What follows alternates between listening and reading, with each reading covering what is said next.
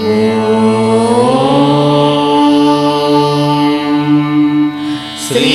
సాయినాథాయ నమః.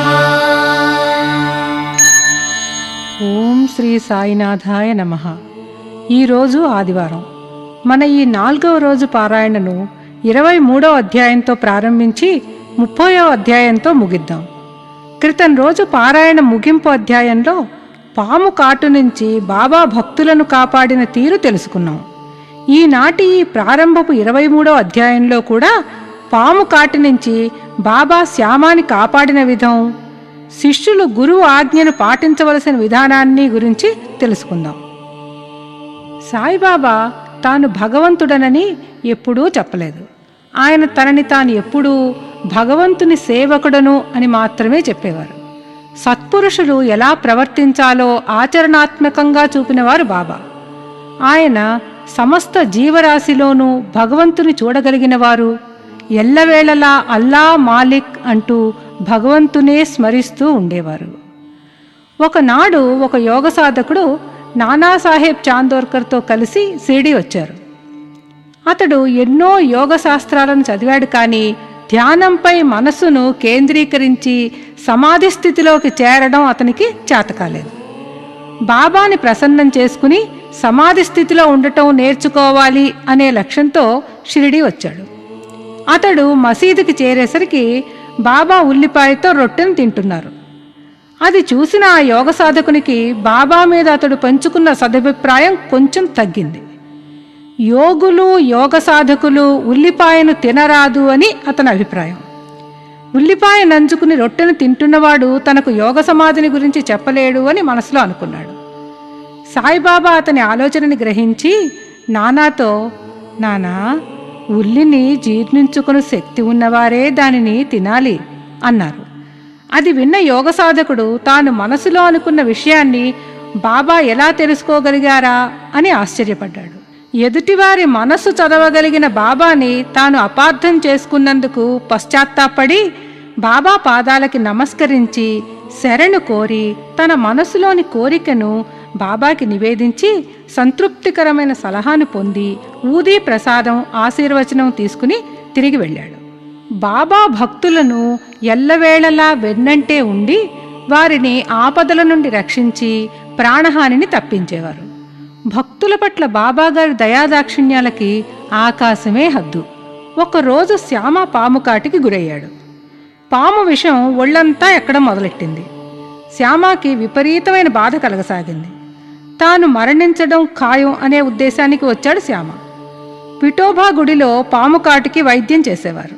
శ్యామాని అక్కడికి తీసుకెళ్లాలి అనుకున్నారు అతని స్నేహితులు. తన విఠోబా బాబాయేనని, తనని మసీదుకి తీసుకువెళ్లమని తన స్నేహితుల్ని కోరాడు శ్యామ. శ్యామాను చూడగానే బాబా తిట్టడం మొదలుపెట్టారు. ఓరి పిరికి పంతులు, పైకి ఎక్కకు, ఎక్కావంటే ఏమవుతుందో చూడు అని బెదిరిస్తూ పో, దిగిపో అని గర్జించారు.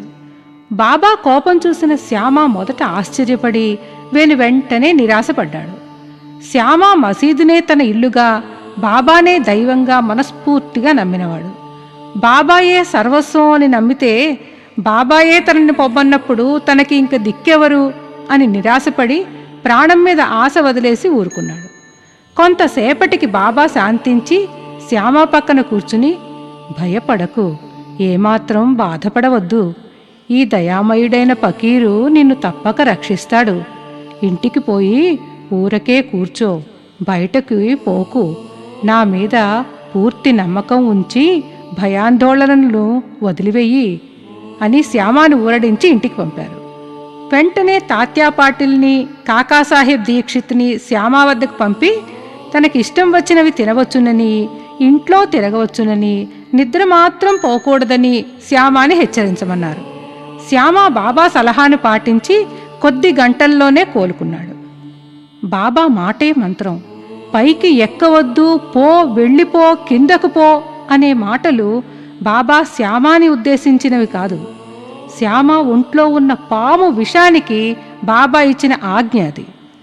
ఆయన పలుకులకున్న అమోఘ శక్తి వల్ల బాబా నోటి వెంట ఆజ్ఞ రాగానే శ్యామ ఒంట్లోని విషం విరిగిపోయి వెంటనే శ్యామకు స్వస్థత చేకూరింది. ఒకసారి షిరిడీలో కలరా వ్యాధి ప్రబలింది. ఆ మహమ్మారి శక్తికి ఊరివాళ్లు భయభ్రాంతులయ్యారు. ఆ ఊరికి రాకపోకలు తగ్గాయి. గ్రామ పంచాయతీ కలరా నిర్మూలనా ప్రణాళికలో భాగంగా కట్టెల బండ్లని ఊరిలోనికి రానివ్వటం, మేకను నరకటం వంటివి నిషేధించారు. నియమధికారానికి జరిమానా వేయాలని కూడా నిశ్చయించారు. బాబా అవిరామంగా ధునిని వెలిగించే ఉంచేవారు. ధునిలో వేయటానికి బాబాకి కట్టెలు కావాలి. కట్టెల బండి వేరే ప్రదేశం నుంచి వచ్చి షిరిడీలోకి ప్రవేశిస్తే కలరా మరింతగా ప్రబలుతుంది అన్న పంచాయతీ వారి ఆదేశం అర్థం లేనిదని, చాదస్తమని బాబాకి తెలుసు. ఒకరోజు ఒక కట్టెల బండి ఊరిలోకి వస్తుంటే ఊరివాళ్లు దాన్నే అడ్డుకున్నారు. ఆ బండిని ఊరి బయటకు తరిమివేయసాగారు. ఆ సంగతి తెలిసిన బాబా అక్కడికి చేరి కట్టెల బండిని మసీదుకి తీసుకువెళ్లి ఆ కట్టెలను కొనుగోలు చేశారు. బాబాకి ఎదురు చెప్పే ధైర్యం ఎవరికీ లేదు. బాబా ధుని కోసం కట్టెలు నిల్వ చేయటం ఊరివారికి తెలిసిన విషయమే. నిల్వ ఉంచిన కట్టెలను ఊరి ప్రజలు వారి అవసరార్థం తీసుకెళ్లినా బాబా ఏమీ అనేవారు కాదు. ఊరివారి అవసరం తెలిసిన బాబా తన ధుని వంకతో కట్టెలను కొనుగోలు చేశారు. మసీదులో ఉండే వస్తువులన్నీ ఊరందరివి. ఎవరికి ఏది కావలసినా మసీదులో నుండి అడ్డు అదుపు లేకుండా తీసుకెళ్లేవారు. బాబా వారిని అడ్డగించడం కానీ వారిపై కోపగించుకోవటం కానీ ఎన్నడూ చేయలేదు. ప్రతివారిలోనూ దైవం ఉంటాడు అని, ఎవరితోనూ శత్రుత్వం కూడదు అని బాబా ఆచరణలో చూపేవారు. బాబా షిరిడీ ప్రజలకి ఆదర్శం. షిరిడీ గ్రామంలో మేకను చంపడం నిషేధించిన ఆ రోజుల్లోనే ఎవరో ఒక మేకను మసీదుకి తీసుకుని వచ్చారు. ఆ మేక ముసలితనంతో బలహీనంగా చావుకి సిద్ధంగా ఉంది. ఆ సమయంలో మాలేగాం ఫకీరు బడేబాబా మసీదులోనే ఉన్నారు. బాబా ఆ మేకను ఒక్క వేటుకు తెగ నరకమని బడేబాబాకి చెప్పారు. బడేబాబాకు బాబా చాలా గౌరవం ఇచ్చేవారు. బాబా బడేబాబాను ఎప్పుడూ తన కుడి పక్కన కూర్చోబెట్టుకునేవారు. చిలుమును ముందు బడేబాబా పీల్చిన తరువాత బాబా పీల్చి ఆ తర్వాత మిగిలిన వారికి ఇచ్చేవారు. మధ్యాహ్న భోజన సమయంలో తానే స్వయంగా బడేబాబాని పిలిచి తన పక్కనే కూర్చోబెట్టుకునేవారు. దక్షిణగా వచ్చిన సొమ్ము నుంచి రోజుకి కనీసం 50 రూపాయలు బడేబాబాకి ఇచ్చేవారు. బడేబాబా మసీదు నుండి వెళ్లేటప్పుడు సుమారు 100 అడుగుల దూరం వెంట నడిచి సాగనంపేవారు. అంతటి చనువు స్నేహం ఉన్న బడేబాబా మేకను చంపమ్మని చెప్పిన బాబా మాటల్ని త్రోసిపుచ్చారు. అప్పుడు బాబా ఆ మేకను చంపమని శ్యామాకి పురమాయించారు. శ్యామ రాధాకృష్ణమాయి ఇంటికి వెళ్లి కత్తిని తెచ్చి బాబా ముందు పెట్టారు. శ్యామ మేకను నరకటానికి కత్తిని తీసుకువెళ్లిన సంగతి తెలిసిన రాధాకృష్ణమాయి వెంటనే ఆ కత్తిని వెనకకి తెప్పించుకుంది. ఇంకొక కత్తి కోసం శ్యామ వాడాలోకి వెళ్ళాడు. శ్యామ ఎంతకీ మసీదుకి తిరిగి రాకపోవటంతో బాబా మేకను చంపే పని కాకాసాహెబ్ దీక్షిత్కి అప్పగించారు. దీక్షిత్ గారు తక్షణమే వాడాకి పోయి ఒక కత్తిని తెచ్చి మేకను చంపడానికి సిద్ధమై కత్తిని ఎత్తి పట్టుకుని బాబా ఆజ్ఞ కోసం ఎదురుచూడసాగాడు. దీక్షిత్ స్వచ్ఛమైన బ్రాహ్మణ కుటుంబంలో పుట్టినవాడు. హింస అంటే గిట్టనివాడైనా మేకను చంపడానికి సిద్ధమయ్యాడు. ఇది చూస్తున్న మసీదులో ఉన్న మిగతా భక్తులంతా ఆశ్చర్యపోయారు. ముస్లిమైన బడేబాబాకే మేకను చంపడం ఇష్టం లేదు, మరి ఈ బడుగు బాపడు మేకను చంపుతాడా? ఈ విచిత్ర పరిస్థితి ఎవరికీ అర్థం కాలేదు. బాబా దీక్షిత్తో ఏమిటి ఆలోచిస్తున్నావు, నరుకు అన్నారు. దీక్షిత్ గారు కత్తినెత్తారు. కత్తి మేక మెడ మీద పడబోతూ ఉండగా బాబా అతన్ని ఆపుతూ, ఎంత కఠినాత్ముడవు, బ్రాహ్మణుడవై ఉండి మేకను చంపుతావా అన్నారు. ఆ ప్రశ్నకి దీక్షిత్ కత్తి పక్కన పెట్టి బాబాకి నమస్కరించి, నీ అమృతతుల్యమైన మాటే మాకు చట్టం, మాకు మరో చట్టం లేదు, ఎప్పుడూ నిన్నే స్మరిస్తాము, నీ రూపమును ధ్యానిస్తూ రాత్రింబవళ్ళు నీ ఆజ్ఞను పాటిస్తాం. ఆ ఆజ్ఞ ఉచితానుచితాలతో మాకు పని లేదు. నీ ఆజ్ఞ సరి అయినదా కాదా అని విచారించము, తర్కించము. గురువు ఆజ్ఞను తూచా తప్పకుండా పాటించటమే మా విధి, మా ధర్మం అని సవినయంగా బదులిచ్చారు. బాబా దీక్షిత్ గారిని వారించి ఆ ముసలి మేకను తకియాలో చంపడానికి నిశ్చయించారు. ఆ మేకను తీసుకువచ్చిన వారు బాబా ఆజ్ఞ ప్రకారం మేకను తకియాకి తీసుకుని వెడుతూ ఉండగా మార్గమధ్యంలోనే అది తుది శ్వాసను విడిచింది. ఉత్తములైన శిష్యులు గురువుకి ఏమి కావాలో ముందుగానే గుర్తించి వారు ఆజ్ఞాపించకముందే దానిని నెరవేరుస్తారు. మధ్యరకం శిష్యులు గురువు ఆజ్ఞను అక్షరాలా అమలుపరుస్తారు. సాధారణమైన శిష్యులు మూడో రకానికి చెందినవారు. వారు అడుగడుగునా ఆలస్యం చేస్తూ ఆజ్ఞని వాయిదా వేస్తారు. శిష్యులకు గురువు మీద దృఢమైన నమ్మకం, గురువు దయ కోసం ఎదురు చూడగల ఓర్పు ఉంటే ఆధ్యాత్మిక పరమావధి సిద్ధిస్తుంది. గురువు ఆజ్ఞను వేదంలా భావించేవారే సశిష్యులు. ఈ విషయం అనుభవపూర్వకంగా భక్తులకు తెలియజేయటానికే బాబా ఈ తంతును జరిపించారు. బాబాగారు తన శిష్యులందరినీ ఉత్తమ శిష్యులుగా చెయ్యాలని, తద్వారా వారికి మోక్షాన్ని ప్రసాదించాలని నిరంతరం కృషి చేసేవారు. ఓం శ్రీ గురుదేవ దత్త.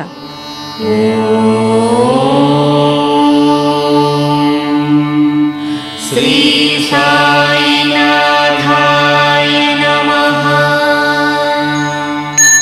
ఓం శ్రీ సాయినాథాయ నమః. 24వదైన ఈ అధ్యాయంలో బాబా హాస్య చతురత, శ్రీకృష్ణుని స్నేహితుడు సుధాముని కథ, దానిలోని నీతి, భక్తులు బాబాను సేవించటం ప్రస్తావించబడ్డాయి.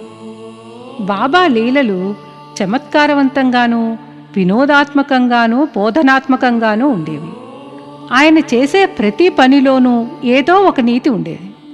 ఆ నీతిని గ్రహించి బాబా చూపిన మార్గంలో నడిచేవారికి జీవితంలో అంత మంచే జరిగేది. చెడు మాటలు వినకూడదు, మాట్లాడకూడదు అనే సూక్తిని బాబా అక్షరాలా పాటించి తన భక్తజనం చేత కూడా పాటింపచేసేవారు.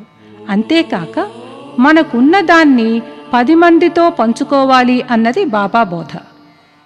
షిరిడీలో ఆదివారం సంత జరిగేది. చుట్టుపక్కల పల్లెల నుంచి జనం వచ్చి వీధులలో దుకాణాలు వేసుకుని సరుకులు అమ్మేవారు. ఆ రోజు మధ్యాహ్న హారతి సమయంలో భక్తులతో మసీదు కిటకిటలాడుతోంది. హేమాడ్ పంత్ బాబా ముందు కూర్చుని బాబా పాదాలను ఒత్తుతున్నాడు. పంత్ బాబా పాదాలు ఒత్తుతూనే మనసులో దైవజపం చేసుకుంటున్నాడు. శ్యామ, వామన్రావు, బూటి, కాకాసాహెబ్ అందరూ మసీదులో ఉన్నారు. శ్యామ నవ్వుతూ హేమాడ్ పంతుతో, నీ కోటుకి శనగలు అంటాయి చూడు అంటూ అతని చొక్కా చేతులు తట్టాడు. అలా తట్టగానే పంత్ కోటు చేతుల చివర్ల నుంచి కొన్ని శనగ గింజలు కింద పడ్డాయి. హేమాడ్ పంత్ తన చొక్కా ఎడమ చేతి ముందు భాగాన్ని చూశాడు. అలా చూస్తూ ఉండగానే మరికొన్ని శనగ్గింజలు నేల మీద పడి దొర్లుతూ ఉంటే అక్కడ ఉన్నవాళ్లు ఆ గింజల్ని ఏరుకుని తినసాగారు. హేమాడ్ పంతుతో సహా అక్కడ ఉన్నవాళ్ళంతా ఆశ్చర్యంగా చూస్తూ ఉండగా, ఈతనికి ఒంటరిగా తాను ఒక్కడే తినే దుర్గుణం ఉంది. ఈరోజు సంత కదా, శనగలు కొని తింటూ ఇక్కడికి వచ్చాడు. ఈతని నైజం నాకు తెలుసు. ఈ శనగలే దానికి సాక్ష్యం. ఇందులో ఆశ్చర్యపడవలసినది ఏమీ లేదు అన్నారు బాబా.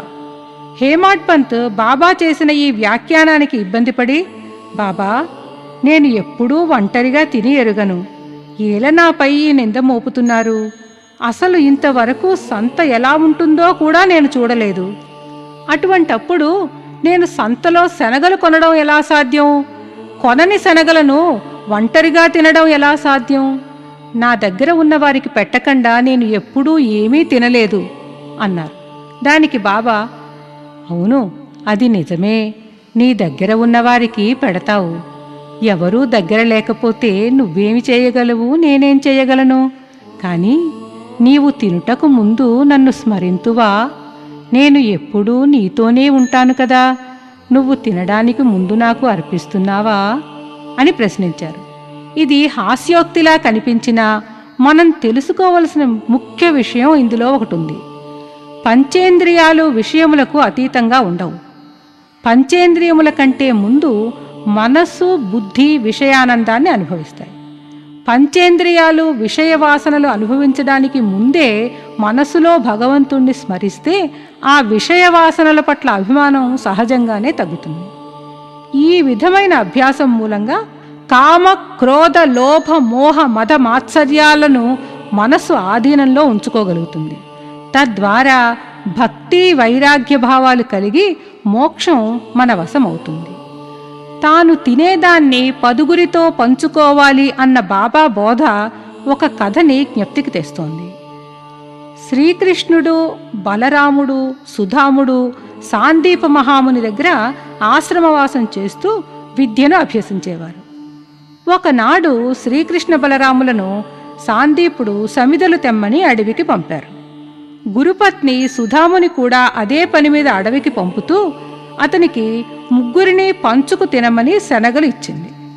అడవిలో కొంతసేపు సమిదలు ఏరిన తరువాత శ్రీకృష్ణుడు సుధామునితో, దాదా, దాహంగా ఉంది, నీళ్లు కావాలి అన్నాడు. దానికి సుధాముడు, ఉత్తకడుపుతో నీళ్లు తాగకూడదు, కొంతసేపు ఆగితే ఇంటికి పోయి భోజనం చెయ్యవచ్చు అని బదులిచ్చాడే గాని తనకి తామందరినీ తినమని గురుపత్ని శనగల్నిచ్చినట్లు మాత్రం శ్రీకృష్ణుడికి చెప్పలేదు. శ్రీకృష్ణుడు అలసిపోయి సుధాముని తొడపై తలపెట్టి నిద్రపోయాడు. అది చూసిన సుధాముడు శనగల మూటను విప్పి శనగలు తినసాగాడు. శ్రీకృష్ణుడు కళ్ళు తెరవకుండానే సుధామునితో, దాదా, ఏదో తింటున్నావు, శబ్దం వస్తోంది అన్నాడు. దానికి సుధాముడు కొద్దిగా తత్తరపడి, తినడానికేముంది, చలికి వణుకు పుట్టి నా పళ్ళు కటకటమంటున్నాయి అని బదులిచ్చాడు. అది విన్న శ్రీకృష్ణుడు సుధామునితో, నాకు ఒక కల వచ్చింది, అందులో ఒకడి ఆహారాన్ని మరొకడు తింటున్నాడు, ఏమి తింటున్నావు అని మొదటివాడు అడిగితే రెండవవాడు తినడానికి ఏముంది, మన్ను అన్నాడు. దానికి మొదటివాడు తధాస్తు అన్నాడు. అయినా నువ్వు నాకు పెట్టకుండా ఏమీ తినవులే, ఇది ఒక కల అంతే అంటూ తనకి ఏమీ తెలియనట్లే ఉండిపోయాడు. విద్యాభ్యాసం పూర్తి కాగానే మిత్రులందరూ ఎవరి ఇళ్లకు వాళ్ళు వెళ్ళిపోయారు. సుధాముని స్వార్థ ప్రవర్తన అతనికి తగిన గుణపాఠాన్నే నేర్పింది. సుధాముడు తన జీవితంలో గర్భదరిద్రాన్ని అనుభవించి చివరకు తన భార్య కష్టపడి సంపాదించిన పిడికెడు అటుకులను శ్రీకృష్ణుడికి సమర్పించాడు. అతడు తాను గతంలో చేసిన తప్పిదాన్ని తెలుసుకుని పశ్చాత్తాపంతో రగిలిపోతూ శ్రీకృష్ణునికి ప్రేమ ఆదరపూర్వకంగా ఆ పిడికెడు అటుకులను సమర్పించుకుని ఆ భగవానుని కరుణకు దయకు పాత్రుడయ్యాడు. బాబా సమక్షంలో జరిగిన శనగల సంఘటన, దానికి బాబా చేసిన బోధ కూడా ప్రతిదానిని ముందుగా భగవంతునికి అర్పణ చేసిన తరువాత మాత్రమే మనం తినాలి అని సూచిస్తోంది. దామోదర్ ఘనశ్యామ్ ఊరఫ్ అన్నా చించణీకర్ ముక్కు సూటిగా నిర్మోహమాటంగా మాట్లాడేవాడు. నిర్మలమైన మనసున్నవాడు, సత్యవాది. అతడు బాబా ప్రేమకి పాత్రుడయ్యాడు. ఒకనాటి మధ్యాహ్నం అతడు బాబా ఎడమ చేతిని తోముతున్నాడు. వేణుబాయి కాజల్లి ఊరఫ్ మావిసీబాయి ఒక ముసలి వితంతువు, స్వచ్ఛమైన మనస్సు గల బాబా భక్తురాలు. బాబా ఆమెను అమ్మా అని పిలిచేవారు. ఆమెకి హాస్యమాడే స్వభావం ఉంది. ఆ సమయంలో ఆమె 2 చేతులేళ్లను పరస్పరం బిగించి ఆ చేతులతో బాబా నడుమును, మొలను, కడుపును ఒత్తుతోంది. ఆమె చాలా గట్టిగా పొట్ట, వీపు కలిసిపోయేలా తోమసాగింది. అలా తోముతున్నప్పుడు ఆ విసురికి ఆమె ముఖం క్రిందకి పైకి ఊగుతోంది. ఒకసారి ఆమె ముఖం ఎడమ చేతిని తోముతున్న అన్నా చించణీకర్ ముఖానికి దగ్గరగా వెళ్ళింది. అప్పుడు ఆమె నవ్వుతూ, ఈ చించణీకరు చాలా చెడ్డవాడు, ముసలివాడైనా సిగ్గు లేకుండా నన్ను ముద్దు పెట్టుకోవాలని చూస్తున్నాడు అని హాస్యమాడింది. అన్నాకి ఆ చతురోక్తికి చాలా కోపం వచ్చింది. చొక్కా చేతులు పైకెత్తి, నేను ముసలివాడను, దుర్మార్గుడను అంటూ నన్నొక వెర్రివాడి కింద జమ చేసి కయ్యానికి కాలు దూపుతున్నావు అంటూ కోపంగా అరవసాగాడు. ముసలివాళ్ల ఈ వివాదాన్ని అందరూ నవ్వుతూ చూడసాగారు. బాబా ఈ వివాదాన్ని సుఖాంతం చెయ్యదలిచి, అన్నా, ఎందుకలా ఉడుక్కుంటావు, తల్లిని బిడ్డ ముద్దు పెట్టుకుంటే తప్పేముంది అంటూ అన్నాకి సర్ది చెప్పారు. బాబా చతురతతో ముసలివాళ్ల వాగ్యుద్ధానికి తెరపడింది. అందరూ ఆనందంగా నవ్వుకున్నారు. బాబాని శ్రద్ధాభక్తులతో ఎవరు ఎలా సేవించినా అనుమతించేవారు. ఒకరి సేవల విషయంలో వేరొకరు జోక్యం చేసుకుంటే సహించేవారు కాదు. ఒకసారి మావిసీబాయి బాబా పొత్తికడుపును బలంగా తోముతోంది. ఆమె ఉపయోగిస్తున్న బలాన్ని చూసి అక్కడ ఉన్న భక్తులు ఆందోళన పడసాగారు. కొంతసేపటికి ధైర్యం చేసి ఒక భక్తుడు, అమ్మా, నెమ్మదిగా తోము, బాబా పేగులు చిట్లిపోగలవు అన్నాడు. ఆ మాట వింటూనే బాబా ఉగ్రుడయ్యారు. సటకాతో నేలపైన కొట్టారు. కళ్ళు ఎర్రబడ్డాయి. సటకా కొనని 2 చేతులతో పట్టుకుని పొత్తి కడుపులో గుచ్చుకుని రెండో కొనని స్తంభానికి ఆనించి స్తంభం కేసి బలంగా నొక్కుకోసాగారు. ఈ హఠాత్ పరిణామానికి ప్రశ్నించిన భక్తునితో సహా మసీదులో ఉన్న వారంతా భయంతో నిశ్చేష్టులయ్యారు. సటకా మొత్తం కడుపులో దిగిపోయినట్లు కనబడుతోంది. మంచి ఉద్దేశంతో నెమ్మదిగా తోమమనటం కూడా బాబాకి నచ్చలేదు. మంచికి పోతే చెడు ఎదురైనట్లు బాబాకి బాధ కలగకూడదు అని అలా హెచ్చరించినందుకు బాబా ప్రాణాల మీదకి వచ్చిందే అనుకుంటూ ఏమీ చెయ్యలేని ఆ పరిస్థితిలో అంతా మౌనంగా ఆ దృశ్యాన్ని చూస్తున్నారు. అదృష్టవశాత్తు కొద్దిసేపటికి బాబా కోపం తగ్గి సటకా వదిలి గద్దె మీద కూర్చున్నారు. తన భక్తురాలిని ఇతరులు అపార్థం చేసుకోవటం తనని అపార్థం చేసుకోవటమేననే అభిప్రాయాన్ని బాబా ఇలా వ్యక్తం చేశారు. అది మొదలు బాబాకి ఎవరు ఎలా సేవ చేసినా మరొకరు జోక్యం చేసుకోవటం మానేశారు. ఎవరి సేవాభావంలో ఏ భావం ఉందో ఒక్క బాబాకే తెలుసు. ఓం శ్రీ గురుదేవ దత్త.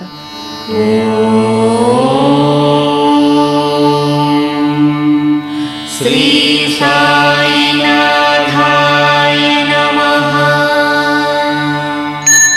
ఓం శ్రీ సాయినాథాయ నమః. ఈ 25వ అధ్యాయంలో బాబా తన భక్తుల వ్యాపార వ్యవహార విషయాలలో తగు సమయానికి తగు రీతిలో సలహాలిచ్చి వారు నష్టాలు పాలు కాకుండా ఎలా కాపాడారో చెప్పబడింది. శ్రద్ధ సబూరిలతో సేవించు భక్తుల యోగక్షేమాలను బాబాయే చూసుకుంటారు. వారిని అపాయాల నుండి దుఃఖాల నుండి ఎల్లవేళలా కాపాడతారు. దామోదర్ సావల్ రామ్ కాసర్ ఉరఫ్ దాము అన్న తన ఆనందానికి గుర్తుగా ఒక నగిషీ జెండాను తయారు చేయించి మసీదులో జెండా ఉత్సవాన్ని ప్రారంభించారు. షిరిడీలో ఆ రోజు అన్నదానాన్ని కూడా నిర్వహించి బాబాని భక్తి శ్రద్ధలతో పూజించేవాడు. ఒకసారి అతని బొంబాయి స్నేహితుడొకడు అతనికి ఒక సలహా ఇచ్చాడు. పత్తి వ్యాపారం చాలా లాభసాటిదని, ఆ వ్యాపారంలో నష్టం వచ్చే ప్రమాదం లేకపోవటం చేత అతను ఆ వ్యాపారం చేసి లాభాలు పొందవచ్చునని అతని స్నేహితుడు అతనికి సూచించాడు. అది మంచి అవకాశమని, కనీసం 2 లక్షల రూపాయల లాభాన్ని కళ్ళ చూడవచ్చని, మంచి అవకాశాన్ని చేజార్చుకోవద్దని అతనిపై ఒత్తిడి పెంచాడు.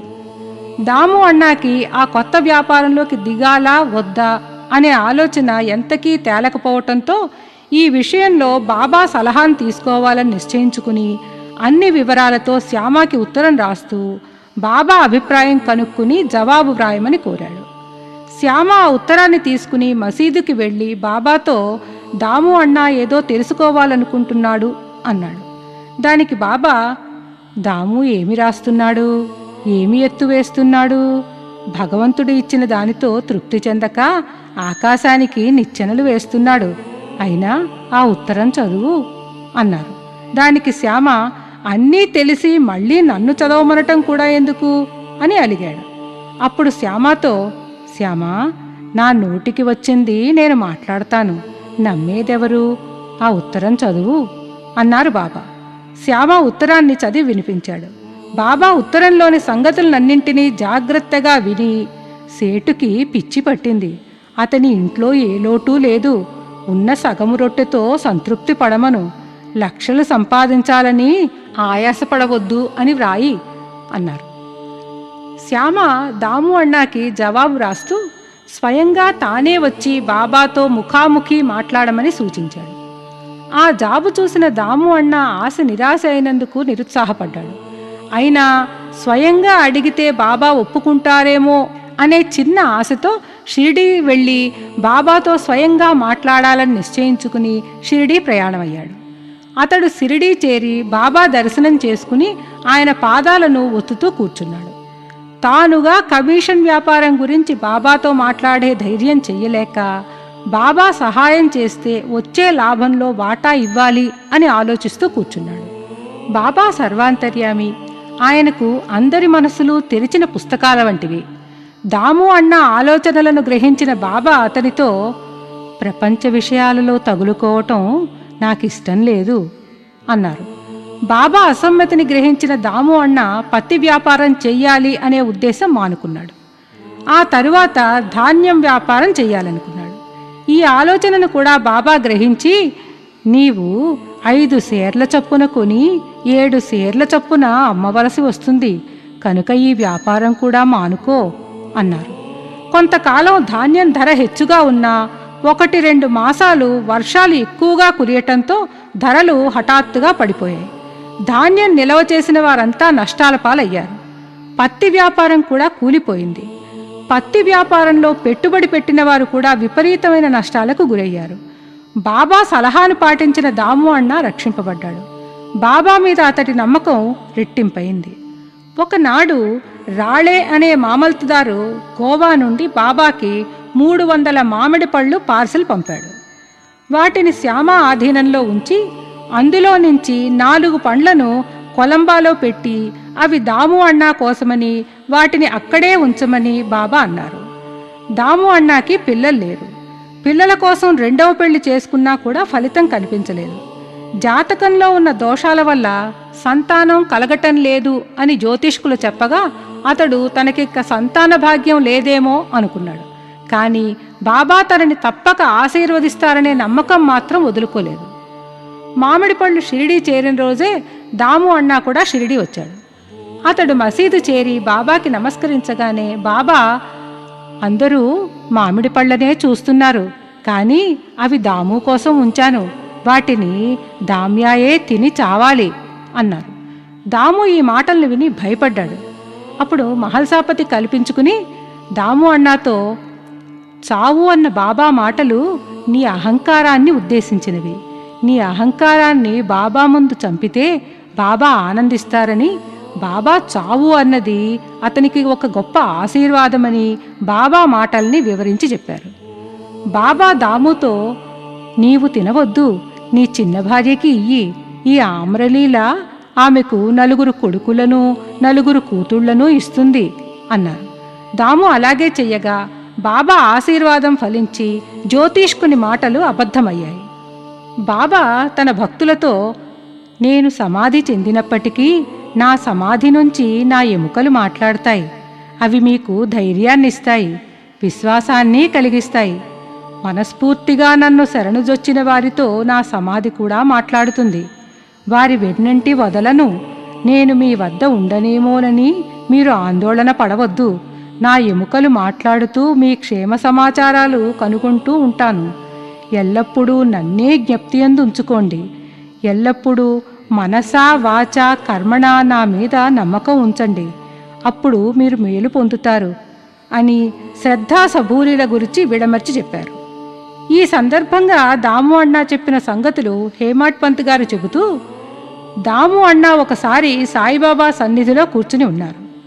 అప్పుడు అతని ఆలోచనల్లో 2 ప్రశ్నలు కదలసాగాయి. సాయిబాబా ఈ ప్రశ్నలను గ్రహించారు. వాటికి తగు సమాధానాలనిచ్చి దాము సందేహాలను నివృత్తి చేశారు. సాయిబాబా వద్ద గుమిగూడిన వారందరికీ మేలు జరుగుతుందా అనేది దాము మొదటి ప్రశ్న. దానికి బాబా ఇచ్చిన వివరణ అతి సామాన్యులకి కూడా అర్థమయ్యేదిగా ఉంది. బాబా దాము అన్నాతో ఒక పూత పూసిన మామిడి చెట్టును చూపిస్తూ, ఆ మామిడి చెట్టును చూడు, ఎంత పూత పూసిందో. ఆ పువ్వులన్నీ పండ్లైతే ఎంతో పంట వస్తుంది. కానీ అది సంభవమా? పువ్వు దశలోనే చాలా పూత రాలిపోతుంది. పిందెలయ్యాక కొన్ని గాలికి రాలిపోతాయి, కొన్ని మాత్రమే పళ్ళవుతాయి అని చెప్పారు. భగవంతుని పూజించిన అందరికీ ఒకే రకమైన ఫలితం లభించదు. వారి వారి పూర్వజన్మ కర్మఫలాలని అనుసరించి తగు ఫలితం దక్కేలా భగవంతుడు ఏర్పాటు చేస్తాడు. ఇక దాము అన్న 2వ సందేహం, బాబా భౌతిక దేహాన్ని త్యాగం చేస్తే నా జీవనగతి ఎలా అన్నది.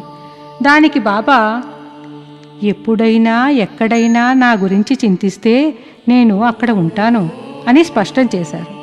దాము అన్న తన అనుభవాలను చెప్తూ, సాయిబాబా సమాధికి ముందు వారి వాగ్దానం ప్రకారం వారు ఎల్లవేళలా భక్తులని కాపాడుతూనే ఉండేవారు. సమాధి తర్వాత కూడా వారు తన వాగ్దానాన్ని నెరవేరుస్తూనే ఉన్నారు అని బాబా పట్ల తన అచంచలమైన విశ్వాసాన్ని వ్యక్తం చేశారు. దాము అన్న ఇంకా ఇలా అన్నారు, 1910-1911 సంవత్సరంలో నాకు జీవితంలో అనేక కలతలు కలిగాయి. నా సోదరులు విడిపోయారు. సోదరి కాలధర్మం చేసింది. నా ఇంట దొంగతనం జరిగి పోలీసు విచారణ జరిగింది. అప్పుడు బాబా నా నుదుట గంధం పూశారు. అప్పా కుల్కర్ని ఇంట్లో బొబ్బట్లతో భోజనం పెట్టించారు. నాకు ఉపదేశాల ద్వారా మనశ్శాంతిని కలిగించారు. బాబా సమాధి తరువాత ఒకరోజు నా చిరకాల మిత్రుడు ఒకడు నా ఇంట్లోని నా భార్య నగలపెట్టెను దొంగలించాడు. అందులో నేను ఎంతో శుభప్రదంగా భావించే నా భార్య ముక్కు పుడక ఉంది. బాబా ఫోటో ముందు ఏడ్చాను. ఆ మరునాడు ఆ మనిషి ఆ నగలపెట్టెను తిరిగి ఇచ్చివేసి క్షమార్పణ కోరాడు. బాబాతో తన అనుభవాలని అనుభూతులని దాము అన్న పదే పదే తలుచుకుని బాబాకి భక్తితో నమస్కరించారు. అనునిత్యం బాబా మూర్తిని మనసులో నిలుపుకుని అహంకారాదులను బాబా పాదాల చెంత సమర్పణ చేసి సాయి నామాన్ని సర్వకాల సర్వ అవస్థలలోనూ స్మరిస్తూ ఉన్నవారిని ఈనాటికి బాబా కరుణించి వారి మనస్సులకి శాంతిని ప్రసాదిస్తూనే ఉన్నారు. బాబా లీలలలో మనసా వాచా లీనమవుదాం. ఓం శ్రీ గురుదేవ దత్త.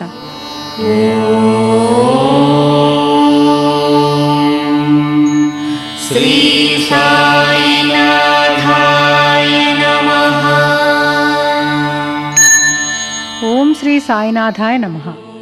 శ్రీ సాయి సచ్చరిత్రలోని ఈ 26వ అధ్యాయంలో పంత్ గారు మానసిక పూజ గురించి వివరించారు. సాధువులు యోగులు అందరూ ఒకటేనని, ఎవరిని పూజించినా అది ఆ పరమాత్మునికే చేరుతుందని బాబా భక్తులకి చెప్పేవారు. అంతేకాక తన భక్తులెవరైనా పూజాదులు మర్చిపోతే వారికి తిరిగి పూజాధికాలు నిర్వహిస్తూ మోక్షాన్ని సాధించే సన్మార్గాన్ని చూపేవారు. హేమాడ్ పంత్ గురు పూజని మానసిక ఉపచారాలతో ఆచరించటమే శ్రేష్టమైనది అని చెప్పి ఆ విధానంలో ఆచరించవలసిన పద్ధతులను ఈ విధంగా చెప్తున్నారు. ఆనంద బాష్పాలనే వెచ్చని కన్నీటితో గురువుకు పాదప్రక్షాళన చేసి స్వచ్ఛమైన ప్రేమ అనే గంధాన్ని పూయాలి. భావమనే బుక్క గురువు శిరస్సున చల్లి విలేపన చేసి భక్తి అనే మొలత్రాడుతో గురువుని అలంకరించాలి. దృఢ విశ్వాసమనే వస్త్రాన్ని గురువుకి కప్పి అష్ట సాత్విక భావాలను పువ్వులుగా పూజ చేయాలి. ఏకాగ్రత అనే ఫలాన్ని సమర్పించి శిరస్సుని గురువు పాదాల కానించి శరణు కోరటం ద్వారా సాష్టాంగ నమస్కారాన్ని ఆచరించాలి. ఈ విధమైన అష్టవిధులతో ఉపచారిక పూజ చేసిన తరువాత, ఓ గురుదేవా, మా మనస్సులను అంతర్ముఖం చేసి నిత్యానికి అనిత్యానికి గల తారతమ్యాన్ని గ్రహించగల శక్తిని మాకు ప్రసాదించు. ఈ ప్రాపంచిక విషయాలలో మా ఆసక్తిని నశింపజేసి మాకు ఆత్మసాక్షాత్కారం కలిగేటట్లు మమ్మల్ని ఆశీర్వదించు. మా సర్వస్వమును నీకు సమర్పిస్తున్నాము. మాకు సుఖదుఖాలకు అతీతంగా ఉండగలిగే ఆత్మస్థైర్యాన్ని కలిగించు. మా చంచలమైన మనస్సుకు నీ పాద సన్నిధిలో విశ్రాంతి కల్పించు అని ప్రార్థించాలి. పంతు అనే ఒక భక్తునికి తన గురువు మీద అచంచలమైన భక్తి విశ్వాసాలు ఉన్నాయి. ఆయన గురువు విరార్లో ఉన్నారు. ఆయనకి తన గురువు తప్ప అన్యుల మీద ఆసక్తి లేదు. అతడికి గురువే సర్వస్వం. అతని మిత్రబృందం బొంబాయి నుండి షిరిడీ సాయిబాబా దర్శనానికి వెడుతూ పంతుని కూడా రమ్మని బలవంతం చేశారు. పంతు గారు తన గురువుగారి అనుమతి తీసుకుని అయిష్టంగానే వారితో షిరిడీ వెళ్ళారు. మసీదుకి వెళ్ళి అందరూ సాయి సన్నిధిలో అపరిమితమైన ఆనందాన్ని పొందారు. పంతుగారు మూర్ఛ వచ్చి పడిపోయారు. అతని కూడా ఉన్నవారు అతని ముఖంపై నీళ్లు చల్లగా అతడు కోలుకుని కళ్ళు తెరిచి బాబాని తదేక ధ్యానంతో చూడసాగాడు. బాబా చిరునవ్వుతో అతడిని చూసి నిర్భయంగా ఉండమని ధైర్యం చెబుతూ, ఏది ఏమైనా నీ పట్టును సడలించకు, నీ గురువుపైనే విశ్వాసం ఉంచు, మనస్సును నిలకడగా ఉంచి నీ గురువు ధ్యానంలోనే మునిగి ఉండు అన్నారు. పంతు బాబా మాటల ప్రాముఖ్యాన్ని గ్రహించాడు. చంచలమైన తన మనస్సును స్థిరపరిచిన బాబాకి కృతజ్ఞతతో పాదాభివందనం చేశాడు. బొంబాయి నివాసి హరశ్చంద్ర పితళే ధనికుడు, మర్యాదస్తుడు. అతని కొడుకు మూర్ఛరోగంతో బాధపడుతూ ఉండేవాడు. ఇంగ్లీష్ వైద్యం ఆయుర్వేద వైద్యం చేయించినా ఆ కుర్రవాడి జబ్బు నయం కాలేదు. బొంబాయి ప్రెసిడెన్సీలో దాసగణ మహారాజు గారి హరికథల ద్వారా సాయిబాబా మహిమలు తెలుసుకున్న పితలే తన కుమారుణ్ణి సాయిబాబా దయతో ఆరోగ్యవంతుణ్ణి చేసుకోవాలి అని అనుకున్నాడు. అనుకున్నదే తడవుగా సకుటుంబంగా షిరిడీ బయలుదేరాడు. షిరిడీ చేరి పండ్ల బుట్టలు తీసుకుని మసీదుకి చేరి బాబాకి సాష్టాంగ నమస్కారం చేసి తన కొడుకు అనారోగ్యం గురించి బాబాకి మొరపెట్టుకుని అతడిని బాబా పాదాల మీద ఉంచాడు. బాబా ఆ బిడ్డ వైపు చూడగానే వాడు కళ్ళు గిర్రున తిప్పి స్పృహ కోల్పోయి నేల మీద పడిపోయాడు. ఆ కుర్రవాడి నోటి వెంట చొంగ కారసాగింది. ఒళ్ళంతా చెమటతో తడిసి ముద్దయిపోయింది. బిడ్డ చచ్చినవాడిలా పడి ఉన్నాడు. ఆ దృశ్యం చూసిన పితలే దంపతులు చాలా గాబరా పడ్డారు. అంతకు పూర్వం ఆ బాలుడు మూర్ఛపోయినప్పుడు ఎప్పుడూ కూడా ఇంత అవస్థ పడలేదు. ఆ పిల్లవాడి తల్లికి కళ్ళ వెంట నీళ్లు కారసాగాయి. ఒక బట్టతలవాడు ఎండ తీవ్రతకు తట్టుకోలేక తాటి చెట్టు నీడకు పోతే తాటిపండు పడి అతడి తల పగిలినట్లు బిడ్డ మేలు కోరి మసీదుకు తీసుకుని వస్తే బిడ్డ పరిస్థితి మరింత దిగజారిందే అని ఆ తల్లి తల్లడిల్లిపోసాగింది. ఆమె అలా ఏడుస్తూ ఉంటే బాబా, అమ్మా ఏడవకు, కొంతసేపు ఓపిక పట్టు, కుర్రవాణ్ణి బసకు తీసుకుని వెళ్ళండి, ఒక అర్ధగంటలో వాడికి తెలివి వస్తుంది అని ఆ తల్లిని ఓదార్చారు. బాబా ఆజ్ఞ మేరకు పితలే దంపతులు కుర్రవాణ్ణి తీసుకుని వాడాలో వారి బసకి చేరేసరికి పిల్లవాడు స్పృహలోకి వచ్చాడు. పితలే దంపతులు కుర్రవాడు కోలుకున్నందుకు సంతోషించారు. ఆ సాయంత్రం వాళ్ళు మళ్లీ మసీదుకు వెళ్లారు. భక్తి కృతజ్ఞత నిండిన మనస్సులతో వారు బాబాకి పాదాభివందనం చేశారు. పితలే బాబా కాళ్ళు ఒత్తుతూ కూర్చున్నారు. అతని భార్య ఒక స్తంభానికి ఆనుకుని ఆనంద బాష్పాలు రాలుస్తూ బాబా కేసి చూడసాగింది. బాబా వారి ప్రేమ నిండిన హృదయాలను చూసి సంతోషించి, మీ ఆలోచనలు, సంశయాలు, భయాలు అన్నీ చల్లబడ్డాయా? ఊరిమీ నమ్మకం ఉంటే భగవంతుడు తప్పకుండా కాపాడతాడు అని వారిని ఆశీర్వదించారు. పితలే బాబాకు పండ్లు తాంబూలం ఇచ్చి అందరికీ మిఠాయిలు పంచిపెట్టారు. వారు కొన్ని రోజులు షిరిడీలో సుఖంగా గడిపి తిరిగి ఇంటికి పోవటానికి బాబా అనుమతిని కోరారు. బాబా వారికి ఊదీ ప్రసాదాన్ని ఇచ్చి ఆశీర్వదించారు. పితలేను దగ్గరికి పిలిచి, బాపు, ఇది వరలో నీకు 2 రూపాయలు ఇచ్చాను, ఇప్పుడు ఇంకో 3 రూపాయలు ఇస్తాను, వీటిని భద్రంగా నీ పూజామందిరంలో పెట్టుకుని పూజించు అంటూ అతనికి 3 రూపాయలను ఇచ్చారు. పితలే వాటిని తీసుకుని కళ్ళకద్దుకుని తిరిగి బాబాకి పాదాభివందనం చేశారు. తాను ఇదే మొదటిసారి షిరిడీ రావటం, బాబాను దర్శించటం, మరి బాబా అదివరకే తనకి 2 రూపాయలు ఇచ్చారని అంటున్నారే అనే సందేహం కలిగినా బాబాని ఆ విషయమై ప్రశ్నించే సాహసం చెయ్యలేక మౌనంగానే బొంబాయి తిరుగు ప్రయాణం అయ్యాడు. ఇంటికి చేరిన తరువాత తన ముసలి తల్లితో షిరిడీలో జరిగినంతా చెప్పి, బాబా తనకి 2 రూపాయలు ఇచ్చానని చెప్పడంలో అంతరార్థం ఏమై ఉంటుంది అని తల్లిని ప్రశ్నించాడు. అతని తల్లి కొద్దిసేపు ఆలోచించిన మీదట అతనితో, నీ కొడుకుతో నువ్వు షిరిడీ వెళ్ళినట్టే నీ చిన్నప్పుడు మీ నాన్న నిన్ను తీసుకుని అక్కల్ కోట్కర్ మహారాజు గారి దర్శనానికి వెళ్ళారు. ఆయన గొప్ప సిద్ధపురుషుడు, పూర్ణయోగి, సర్వజ్ఞుడు, దయాళువు. నీ తండ్రి గారు నిర్మలమైన భక్తుడు. వారి పూజను మహారాజు గారు ఆమోదించి 2 రూపాయలను ప్రసాదంగా ఇచ్చి వానిని పూజామందిరంలో ఉంచి పూజించుకోమన్నారు. మీ తండ్రి గారు బ్రతికి ఉన్నంతకాలము వాటిని శ్రద్ధాభక్తులతో పూజించారు. ఆయన స్వర్గస్థులైన తరువాత ఆ పూజ ఆగిపోయింది. ఆ రూపాయలు కూడా ఎక్కడో పోయాయి. కొంతకాలానికి వాటి సంగతే మర్చిపోయాం. ఇంతకాలానికి నీ అదృష్టం వల్ల అక్కల్ కోట్కర్ మహారాజు గారు సాయిబాబా రూపంలో నీకు నీ కర్తవ్యాన్ని గుర్తు చేశారు. నీ కష్టాలను పోగొట్టారు. ఇక నుంచైనా జాగ్రత్తగా ఉండు. సంశయాలు, దురాలోచనలు మనసులోకి రానివ్వకు. మన వంశాచారం ప్రకారం సత్ప్రవర్తనతో దైవ పూజలు కొనసాగించు.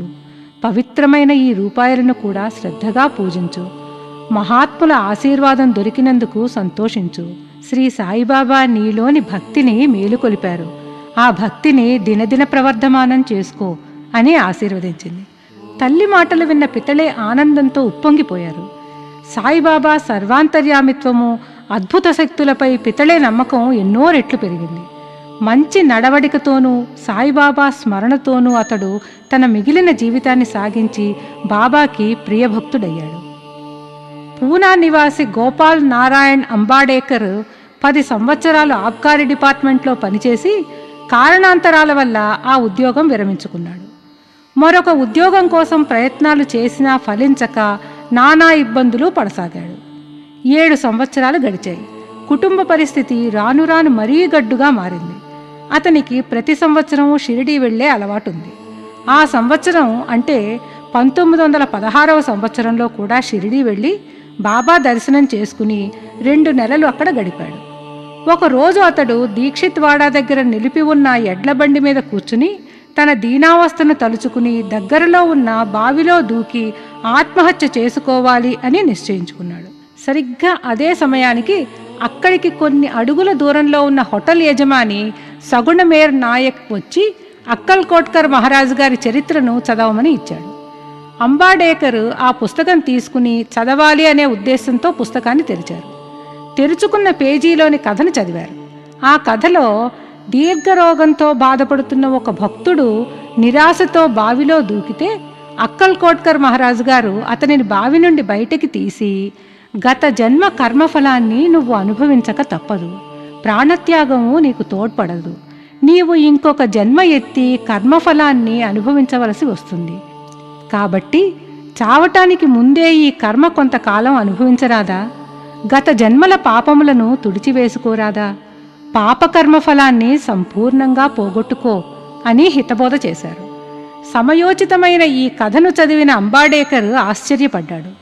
తగు సమయానికి సగుణమేర్ నాయక్ ద్వారా సాయిబాబా ఈ సందేశాన్ని పంపి అంబాడేకర్ గారి ఆత్మత్యాగానికి అడ్డుకట్ట వేశారు. బాబాగారి సర్వజ్ఞతకి దయాళుత్వానికి అంబాడేకర్ చెల్లించిపోయారు. తన తండ్రి అక్కల్ కోట్కర్ మహారాజు గారి భక్తుడు. తాను కూడా తన తండ్రిలాగే భక్తి మార్గాన్ని అనుసరించి శ్రీ సాయిబాబా సేవలో గడపాలి అని నిశ్చయించుకున్నాడు. బాబా ఆశీర్వాదంతో జ్యోతిష శాస్త్రం నేర్చుకుని అందులో ప్రావీణ్యం సంపాదించి తద్వారా తన ఆర్థిక పరిస్థితిని, కుటుంబ పరిస్థితిని మెరుగుపరుచుకున్నాడు. గత జన్మల పాపఫలాన్ని ఈ జన్మలో అనుభవించి ఆ పాపఫలాన్నించి విముక్తి పొందాలే కానీ ఆత్మత్యాగం చేసి గత జన్మ పాపఫలాన్ని, ఆత్మత్యాగ దోషాన్ని మరు జన్మకు మూటకట్టుకోకూడదని, కర్మఫలాన్ని సంపూర్ణంగా అనుభవించి భారం భగవంతునిపై వేసి ముక్తిని పొందాలని బాబా తన భక్తులకి బోధించేవారు. ఓం శ్రీ గురుదేవ దత్త.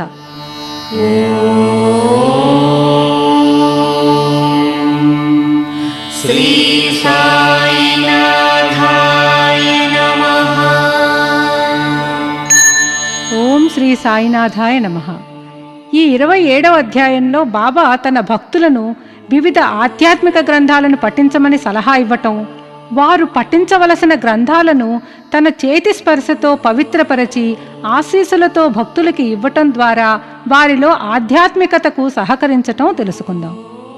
కొందరు భక్తులు ఆధ్యాత్మిక గ్రంథాలను పారాయణం చేయటానికి ముందు ఆ గ్రంథాలను బాబా చేతికిచ్చి వారి పవిత్ర హస్తస్పర్శచే పవిత్రం చేయబడ్డ ఆ గ్రంథాలను భక్తిపూర్వకంగా స్వీకరించి వాటిని పారాయణ చేసేవారు. ఆ పారాయణ సమయంలో అందులోని విషయాలను స్వయంగా బాబాయే తమకి బోధిస్తున్నట్లు భావించేవారు. ఒకనాడు కాకా మహాజని షిరిడీ వచ్చేటప్పుడు ఏకనాథ భాగవతం అనే గ్రంథాన్ని తన కూడా తీసుకొచ్చాడు.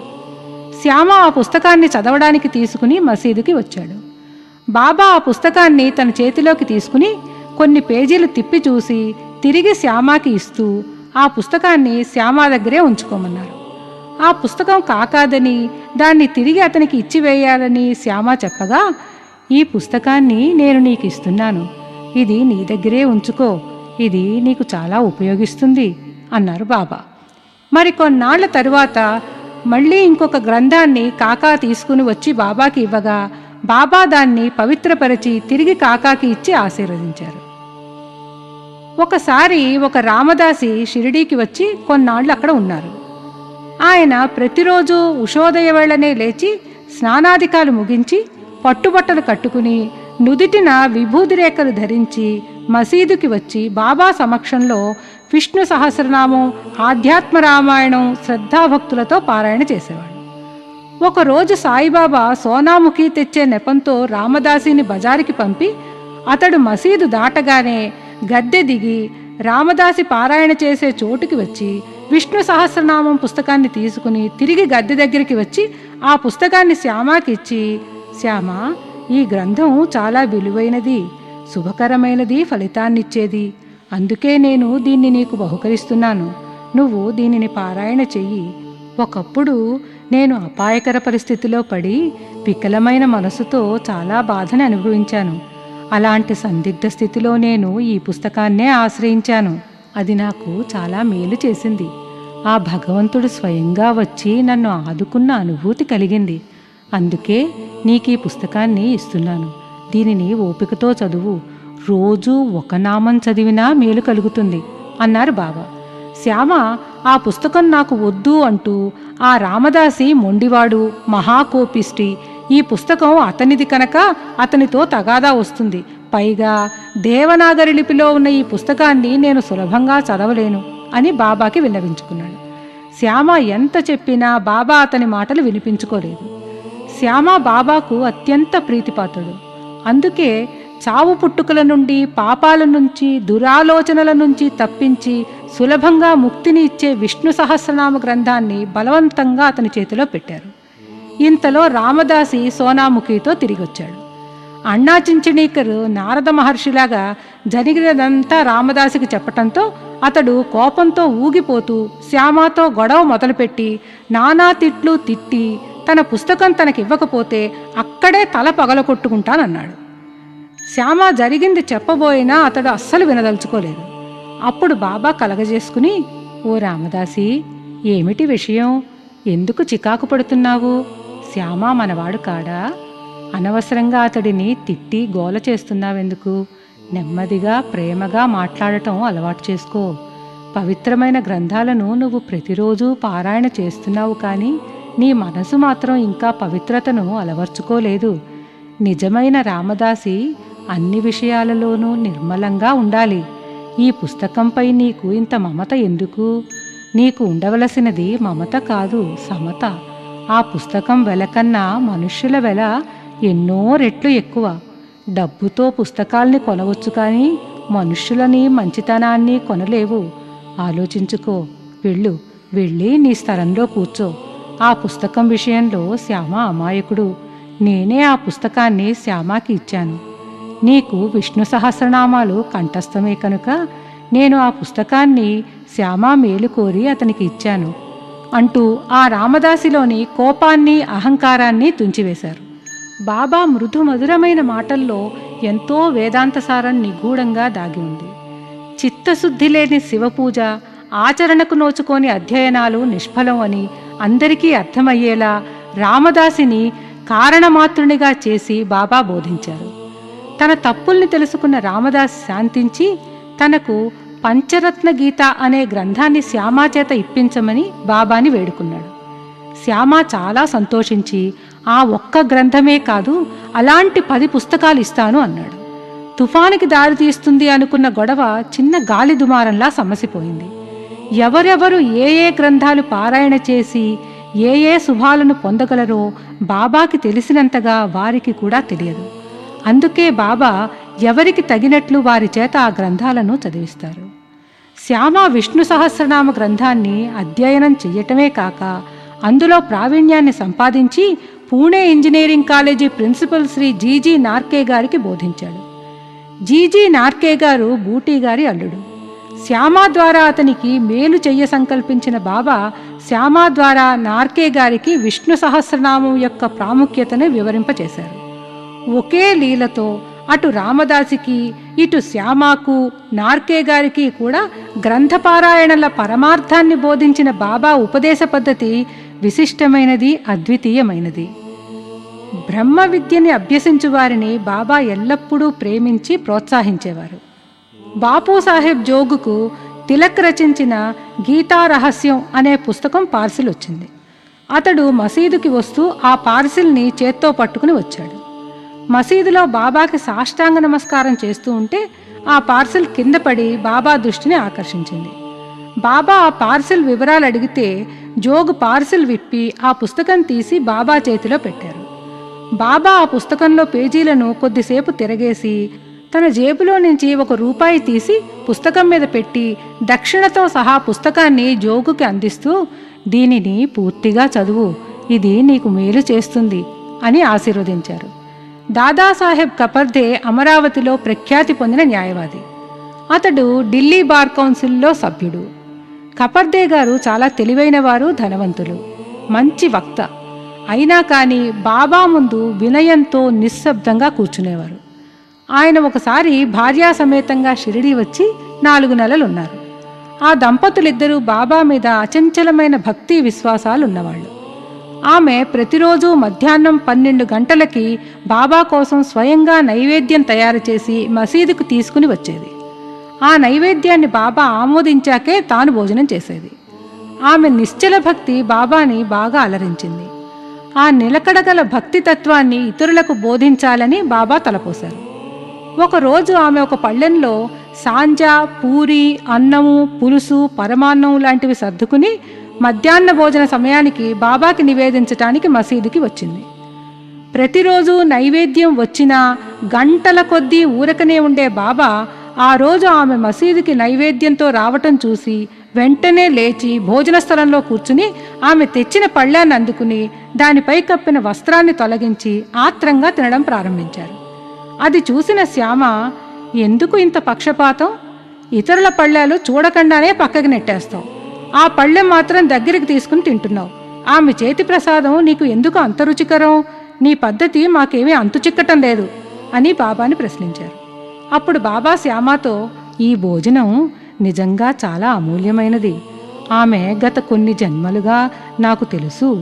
ఆమె గతంలో ఒక వర్తకుని ఆవు సాత్వికమైనది, చక్కగా పాలిచ్చేది. తరువాతి జన్మలో ఒక తోటమాలి ఇంట పుట్టింది. మరు జన్మలో ఒక క్షత్రియుని ఇంట పుట్టి ఒక వర్తకుణ్ణి వివాహం చేసుకుంది. ఆ తరువాత ఆమె ఒక బ్రాహ్మణ కుటుంబంలో పుట్టింది. ఆమె నా ప్రియ భక్తురాలు. ఎంతో భక్తి ప్రేమలతో ఆమె నా కోసం తెచ్చిన పలహారాన్ని నన్ను తృప్తిగా తిననివ్వండి అంటూ పళ్ళెం ఖాళీ చేసి చేతులు నోరు కడుక్కుని తేంచుకుంటూ వచ్చి తన గద్దె మీద కూర్చున్నారు. అప్పుడు ఆమె బాబాకి నమస్కరించి ఆయన పాదాలు ఒత్తడం మొదలుపెట్టింది. బాబా ఆమెతో కొంతసేపు మాట్లాడి తరువాత ఆమె చేతులను తోమడం ప్రారంభించారు. శ్యామ అది చూసి, ఓ దేవా, ఇది చాలా బాగుంది. భగవంతుడు భక్తురాలు పరస్పరం సేవ చేసుకోవటం చూడముచ్చటగా ఉంది అన్నాడు. బాబా ఆమె భక్తికి సంతోషించి తన మృదుమధుర స్వరంతో రాజారాం అనే నామాన్ని ఎల్లప్పుడూ జపిస్తూ ఉండమని, ఆమెకు తప్పక మనశ్శాంతి కలుగుతుందని, జీవితాశయాన్ని సులభంగా సాధించవచ్చునని చెప్పారు. మృదుమధురమైన బాబా పలుకే ఆమెకి శక్తిపాతం అయింది. గురువు చేత ప్రసాదింపబడ్డ ఆధ్యాత్మిక శక్తే శక్తిపాతం. ఆ నామాన్ని ఆమె తన జీవితాంతం మనసులో స్థిరంగా పఠించి ధన్యురాలైంది. ఓం శ్రీ గురుదేవ దత్త.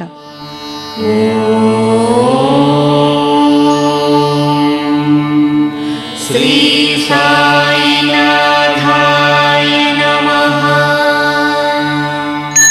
ఓం శ్రీ సాయినాథాయ నమః. శ్రీ సాయినాథుని ప్రియభక్తులలో మేఘశ్యాముడు ఒకడు. అతడు బాబాని శివుని అంశగా తలచి పూజించి బాబాకి ప్రీతిపాత్రుడైన విధం ఈనాటి ఈ 28వ అధ్యాయంలో తెలుసుకుందాం. అంతేకాదు, పండగల కోసం, తీర్థయాత్రలు మొదలైన వాటి కోసం తన భక్తులు అప్పులు చేయటం బాబాకి ఇష్టం ఉండేది కాదు. తన భక్తులు తన లీలా విశేషాలు స్వయంగా చూసి అనుభవించి ఆనందించాలి అని కోరుకునేవారు బాబా. శ్రీ సాయిబాబా వేదజ్ఞాన బ్రహ్మజ్ఞానాలలో దిట్ట. ఆయన దయార్థ హృదయుడు. శక్తిపాతం చేసి భక్తులకు ఆత్మసాక్షాత్కారం కలిగించగల సమర్థ సద్గురువులు శ్రీ సాయి. నా మనుష్యులు ఎంత దూరంలో, ఎన్నో వేల మైళ్ల దూరంలో ఉన్నా పిచ్చుక కాళ్లకు దారము కట్టి ఈడ్చినట్లు వారిని షిరిడీకి లాగెదను అని తరచు బాబా చెబుతూ ఉండేవారు. లాలా లక్ష్మీచంద్ మొదట రైల్వేలోనూ ఆ తరువాత కొన్ని కంపెనీల్లోనూ ఉద్యోగం చేశాడు. అతడు ఒకనాడు స్వప్నంలో గడ్డంతో ఉన్న ఒక ముసలివాణ్ణి చూశాడు. ఆ ముసలివాని చుట్టూ భక్తులు గుమికూడి ఉన్నారు. కొద్ది కాలం తర్వాత లక్ష్మీచంద్ ఒకసారి దాసగణ మహారాజు గారి కీర్తనలు వినటం తటస్థించింది. బాబా కీర్తనలు పాడే సభలో సాయిబాబా గారి పటం పెట్టడం మహారాజు గారి ఆచారం. లక్ష్మీచంద్ ఆ ఫోటోని చూసి ఆ ఫోటోలోని వ్యక్తిలో తాను కలలో చూసిన ముసలివాని పోలికలు ఉండటం గమనించాడు. తనకి కలలో సాక్షాత్కరించినది సాయిబాబాయేనని గ్రహించి చాలా సంతోషించాడు. దాసగణ ఆ రోజు చెప్పిన తుకారాం జీవిత కథ అనే హరికథ అతని మీద చాలా ప్రభావం చూపించింది. షిరిడీ వెళ్ళి బాబా దర్శనం చేసుకోవాలని అతని మనస్సు ఉవ్విళ్ళొరసాగింది. ఆ రాత్రి 8 గంటలకు అతని మిత్రుడు శంకర్రావు వచ్చి తలుపు కొట్టి షిరిడీ వస్తావా అని అడిగారు. సద్గురువుని వెదుకుటలోనూ ఆధ్యాత్మిక కృషిలోనూ భగవంతుడు భక్తులకు సహాయపడతాడు అనటానికి ఇదొక నిదర్శనం. లక్ష్మీచంద్ వెంటనే ప్రయాణానికి తన అంగీకారాన్ని తెలిపి తన పినతండ్రి దగ్గర 15 రూపాయలు అప్పు చేసి షిరిడీ ప్రయాణానికి ఏర్పాట్లు చేసుకున్నాడు. రైలులో శంకర్రావుతో కలిసి భజన చేశాడు. సహప్రయాణికులను అడిగి బాబా గురించిన విశేషాలు తెలుసుకున్నారు. అందరూ కూడా బాబా గొప్ప యోగి పుంగవుడని చెప్పారు. కోపర్గాంలో దిగగానే బాబా కోసం జామపళ్ళు కొనాలి అని అనుకున్నారు. కానీ అక్కడ దిగిన తరువాత ఆ గ్రామాన్ని, అక్కడి ప్రకృతి సౌందర్యాన్ని చూస్తూ ఆ విషయం మర్చిపోయారు. వారెక్కిన గుర్రబండి షిరిడీకి దౌడు తీయసాగింది. షిరిడీ పరిసరాల్లోకి వస్తూ ఉండగా అతడికి జామపళ్ళ సంగతి గుర్తొచ్చింది. అప్పుడే ఒక ముసలావిడ నెత్తిపై జామపండ్ల గంప పెట్టుకుని వాళ్ల గుర్రపు బండి వెనకే పరిగెత్తుకుంటూ రావటం లక్ష్మీచంద్ కళ్ళబడింది. అతడు వెంటనే బండిని ఆపి ఆమెను పిలిచి ఆమె దగ్గరున్న జామపళ్ళ గంపలోంచి కొన్ని పళ్లను ఏరి కొన్నాడు. అప్పుడు ఆ ముసలమ్మ మిగిలిన పండ్లను కూడా వారికిచ్చి ఆ పళ్లను తన తరఫున బాబాకి అర్పించమని కోరింది. బాబా కోసం జామపళ్ళు కొనాలనుకోవటం, ప్రయాణ సందడిలో ఆ విషయం మర్చిపోవటం, జామపళ్ల బుట్టతో ముసలమ్మ బండి వెనకే రావటం, తాను కొనగా మిగిలిన పళ్లను ఆమె బాబాకు సమర్పించమని తమని కోరటం, ఇదంతా వాళ్ళకి ఆశ్చర్యం కలిగించింది.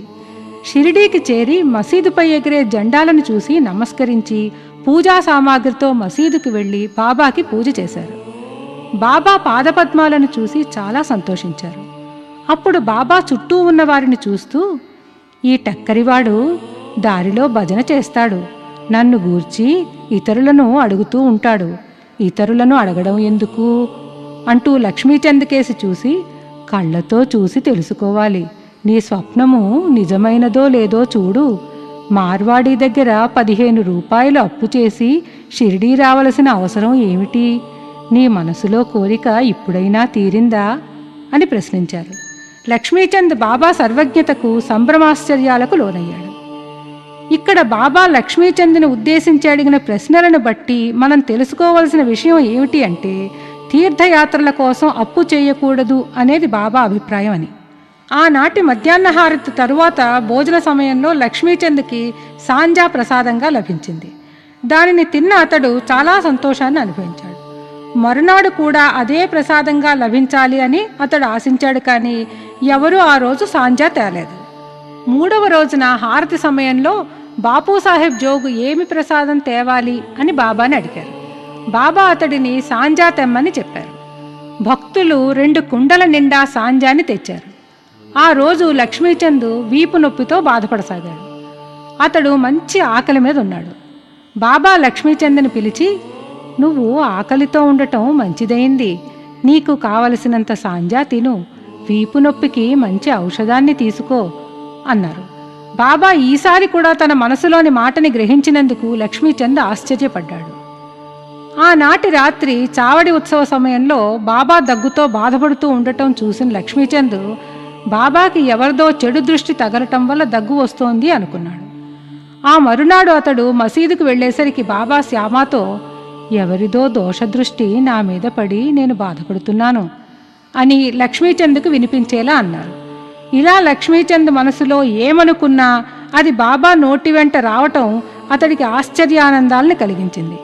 అతడు బాబా కాళ్ల మీద పడి, మీ దర్శనం నాకు చాలా ఆనందాన్ని కలిగించింది, మీ దయ నా మీద ఎప్పుడూ ఉండేలా చేసి నన్ను రక్షించండి, నాకు మీ పాదాలు తప్ప ఈ ప్రపంచంలో కావలసినది ఏదీ లేదు, నా మనసు అన్ని వేళలా మీ పాదపద్మముల మీద లగ్నమై మీ భజనతో సంతుష్టి చెందాలి, అలాంటి శక్తి నాకు ప్రసాదించండి అని వేడుకున్నాడు. బాబా ఆశీర్వాదం ఊది ప్రసాదం తీసుకుని ఇంటికి తిరిగి వెళ్ళాడు. సదా బాబా స్మరణకు అంకితమై బాబాగారికి ప్రియభక్తుడయ్యాడు. లక్ష్మీచంద్ అతడికి తెలిసిన వారు ఎవరు షిరిడీ వెడుతున్నా వాళ్ల ద్వారా బాబాకి పూలు, పళ్ళు, కర్పూరం, దక్షిణ పంపేవాడు. బుర్హాన్పూర్లో ఒక భక్తురాలికి బాబా కలలో కనిపించి గుమ్మం వద్ద నిలచి తనకి తినడానికి కిచిడీ కావాలి అని అడిగారు. ఆమెకు మెలకువ వచ్చి చూడగా అక్కడ ఎవరూ లేరు. ఆమె భర్త పోస్టాఫీసులో ఉద్యోగి, అతనికి అకోలా బదిలీ అయింది. ఆ దంపతులు షిరిడీ వెళ్లాలని నిశ్చయించుకుని ఒక మంచి రోజు చూసి బయలుదేరి గోమతీ తీర్థాన్ని దర్శించి అక్కడి నుంచి షిరిడీ చేరి అక్కడ 4 నెలలున్నారు. ఆమె వీలైనంత త్వరలో బాబాకి కిచిడీ నివేదించాలని ప్రయత్నించింది. 15 రోజులకి ఆమె ప్రయత్నం కార్యరూపం దాల్చింది. ఆమె కిచిడీతో మసీదుకి చేరేసరికి మధ్యాహ్నం 12 గంటలైంది. అందరూ భోజనానికి కూర్చున్నారు. బాబాకి తెర వేసి ఉంచారు. తెర వేసి ఉండగా లోపలికి ప్రవేశించటానికి ఎవరూ సాహసించరు. కానీ ఆమె మాత్రం తెరను పైకెత్తి లోపల ప్రవేశించి కిచిడీని బాబా ముందర పెట్టింది. బాబా కూడా దానికోసమే కాచుకున్నట్లు ఆ పళ్ళాన్ని చేతిలోకి తీసుకుని ఎంతో ఆతృతగా కిచిడీని గబగబా తినసాగారు. బాబాకి కిచిడీని చేసి నివేదించాలన్న ఆమె బలమైన కోరికే బాబా ఆమె నైవేద్యాన్ని ఆమోదించేలా చేసిందని తెలిసిన మసీదులో వారంతా బాబాకి మనసారా నమస్కరించి ఆశీర్వాదాన్ని పొందారు. బాబాకి భక్తులపై ఉండే ప్రేమాభిమానాలు ఇంత అని చెప్పవీలులేనివి. మేఘశ్యాముడు హరివినాయక్ సాటే గారి వంటవాడు. అతడు బ్రాహ్మణుడు. అతడు అమాయకుడు, చదువులేనివాడు. అతడు శివభక్తుడు. ఎప్పుడూ శివ పంచాక్షరీ మంత్రాన్ని జపిస్తూ ఉండేవాడు. సాటే గారు అతడి మీద అభిమానంతో గాయత్రీ మంత్రాన్ని, సంధ్యావందనాన్ని నేర్పారు. అతడికి సాయిబాబా శివుని అవతార రూపమని బోధించి ఒకసారి షిరిడీ వెళ్ళి బాబాని దర్శించమన్నారు. అతడు సాటే గారి మాటలకి ప్రభావితుడై షిరిడీ బయలుదేరాడు. అతనికి బ్రోచీ స్టేషన్ దగ్గర ఎవరో కలిసి సాయిబాబా మహమ్మదీయుడు అని చెప్పారు. అది విని అతడి మనసులో కలవరపడి తిరిగి సాటే గారి దగ్గరికి వెళ్ళి తనని షిరిడీ పంపవద్దని బ్రతిమిలాడాడు. సాటే గారు అతడికి ఎవరో చెప్పిన విషయాలను నమ్మవద్దని, బాబా చాలా మహిమాన్వితులని బోధపరిచి షిరిడీలో ఉన్న తన మామగారైన దాదా కేల్కర్ గారికి మేఘశ్యాముని గురించి పరిచయపు లేఖ రాసి అతని షిరిడీ పంపారు. మేఘశ్యాముడు షిరిడీ చేరి బాబా దర్శనానికి మసీదుకి వెళ్ళాడు. బాబా అతడిని చూడగానే కోపం ప్రదర్శించి మసీదులోనికి రానియకుండా ఈ వెధవని తన్ని తరిమివేయండి అని మేఘశ్యాముని చూస్తూ, నువ్వు గొప్ప జాతి బ్రాహ్మణుడవి, నేను తక్కువ జాతి మహమ్మదీయుడను, నువ్వు ఇక్కడికి వస్తే కులభ్రష్టుడవవుతావు, వెళ్ళిపో అని గద్దించారు. ఈ మాటలు విన్న మేఘుని ఒళ్ళు వణకడం మొదలైంది. తన మనసులోని ఆలోచన బాబాకి ఎలా తెలిసిందో అని ఆశ్చర్యపోయాడు. కొన్ని రోజులు అక్కడే ఉండి తనకి చేతనైన పద్ధతిలో బాబాకి సేవ చెయ్యసాగాడు. కానీ అతనికి సంతృప్తి కలగలేదు. అతడు షిరిడీ నుండి బయలుదేరి ఇంటికి చేరాడు. అతనికి మనశ్శాంతి దూరమైంది. అతడు నాసికాత్రయంబకం వెళ్ళి అక్కడ 1.5 సంవత్సరాలు ఉండి తిరిగి షిరిడీ చేరాడు. ఈసారి అతని విషయంలో దాదా కేల్కర్ కలగజేసుకుని అతడు షిరిడీలో ఉండటానికి, మసీదులో ప్రవేశించటానికి బాబా అనుమతి పొందాడు. బాబా దయతో మేఘుని దృక్పథంలో మార్పు వచ్చింది. మేఘుడు బాబాని శివుని అవతారంగా భావించి బిల్వపత్రాలతో పూజ చేసేవాడు. అతడు అనేక మైళ్ళు కాలినడకన వెళ్ళి బిల్వపత్రాలను సేకరించి మొదట షిరిడీ గ్రామంలో ఉన్న దేవతలందరినీ పూజించి ఆ తర్వాత మసీదుకి వచ్చి బాబాని పూజించేవాడు. అటు పిమ్మట కొంతసేపు బాబా పాదాలను ఒత్తి బాబా పాదతీర్థాన్ని సేవించేవాడు. ఒకరోజు ఖండోబా మందిర మహాద్వారం మూసి ఉండటంతో ఖండోబా దేవుని పూజ చెయ్యకుండానే మసీదుకి వచ్చి బాబాకి పూజ చెయ్యబోయాడు. బాబా అతడి పూజని అంగీకరించలేదు. ఖండోబా దేవాలయం తెరచి ఉందని, అతని పూజ జరుపుకోవచ్చునని మేఘుడికి చెప్పగా మేఘుడు ఖండోబా దేవాలయానికి వెళ్ళి ఆ దేవుని పూజ చేసి మసీదుకి తిరిగి వచ్చి బాబా పూజ చేశాడు. ఒక మకర సంక్రాంతి పర్వదినాన మేఘుడు బాబా శరీరానికి గంధం పూసి గంగానదీ జలంతో అభిషేకించాలని కోరుకున్నాడు. బాబాకి ఇష్టం లేకపోయినా అతడు పదే పదే బ్రతిమలాడగా బాబా మేఘుడి ప్రార్థనని సమ్మతించారు. ఫకీరుకి గంగాజలంతో పని లేదని బాబా చెప్పినా మేఘుడు వినలేదు. శివుడు అభిషేక ప్రియుడని, తన శివుడైన బాబాకి అభిషేకం చేసి తీరాలని మేఘుడు పట్టుబట్టడంతో భక్త సులభుడైన బాబా అతని విన్నపానికి తల వంచి గద్దెపై నుంచి దిగివచ్చి పీటపై కూర్చుని, శరీరానికి తల ముఖ్యమైంది కనుక తలపైన మాత్రమే నీళ్లు పొయ్యమని మేఘునికి చెప్పారు. మేఘుడు బాబా మాటలకి సరేనని ఒప్పుకుని రాను పోను 8 క్రోసుల దూరం నడిచి గోమతీ తీర్థాన్ని తెచ్చి బాబాకి అభిషేకం చెయ్యదలచి భక్తి పారవస్యంతో నీళ్లకుండను పైకెత్తి హరగంగే హరహరగంగే అంటూ బాబాని అభిషేకించాడు. కుండను పక్కకి పెట్టి చూడగా బాబా తల మాత్రం తడిసింది. మిగిలిన శరీరమంతా పొడిగానే ఉండిపోయింది. బాబాని శివుని రూపంగా అభిషేకించదలచిన మేఘుని కోరిక తీరింది. తలపై మాత్రమే నీళ్లు పోయమన్న బాబా మాట నిలిచింది. భక్తుల కోరికలను తీర్చటమే కాక భక్తులు తనని ఏ విధంగా పూజించాలని కోరుకుంటే ఆ విధంగా పూజలను గ్రహించే పరబ్రహ్మ స్వరూపులు శ్రీ సాయిబాబా. మేఘుడు బాబాను మసీదులో ప్రత్యక్షంగా పూజించడంతో పాటు వాడాలో నానా ఇచ్చిన బాబా పటానికి కూడా పూజ చేసేవాడు. ఇలా కొంతకాలం గడిచింది. అతని నిష్కల్మష భక్తికి బాబాకి అతనిపై దయ కలిగింది. ఒకరోజు సూర్యోదయానికి ముందు మేఘుడు పక్క మీద పడుకుని కళ్ళు మూసుకుని మానసిక ధ్యానం చేస్తూ ఉండగా ఆ ధ్యానంలో అతడికి బాబా దర్శనం అయింది. బాబా అతనిపై అక్షతలు చల్లి, మేఘ, త్రిశూలమును గీయుము అని చెప్పి అదృశ్యమయ్యారు. మేఘుడు కళ్ళు తెరిచి చూసేసరికి అక్కడ బాబా లేరు, కానీ అతడు బాబాని స్వప్నంలో చూసిన ప్రదేశంలో అక్షతలు పడి ఉన్నాయి. వెంటనే అతడు బాబా దగ్గరికి వెళ్ళి తానా సూర్యోదయం వేళ చూసిన స్వప్న దృశ్యాన్ని, ఆ స్వప్నంలో బాబా ఆజ్ఞని బాబాకి చెప్పి త్రిశూలాన్ని గీయటానికి అనుమతిని కోరాడు. అందుకు బాబా, నా మాటలు నీకు వినపడ్డాయి కదా, త్రిశూలమును గీయమని చెప్పాను. అది దృశ్యం కాదు, నేనే స్వయంగా వచ్చాను. నా మాటలు పొల్లు కావు, అర్థవంతములు అన్నారు. బాబా మాటలకి మేఘుడు, మీరు నన్ను లేపినట్లు భావించాను. తలుపులు మూసి ఉన్నాయి కదా, అందుకని అది దృశ్యం అనుకున్నాను అని తన సందేహాన్ని బాబా ముందు ఉంచగా, బాబా, ప్రవేశించడానికి నాకు ద్వారం అక్కర్లేదు, నాకు రూపం లేదు, నేను అన్ని చోట్లా ఉంటాను.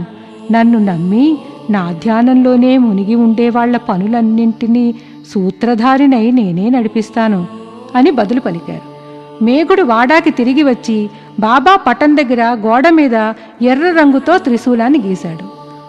ఆ మరునాడు పూణే నుంచి వచ్చిన ఒక భక్తుడు బాబాకి ఒక శివలింగాన్ని సమర్పించగా బాబా ఆ లింగాన్ని అక్కడే ఉన్న మేఘుడికి ఇచ్చి, చూడు, శంకరుడు వచ్చాడు, జాగ్రత్తగా పూజించు అని మేఘుడిని దీవించారు.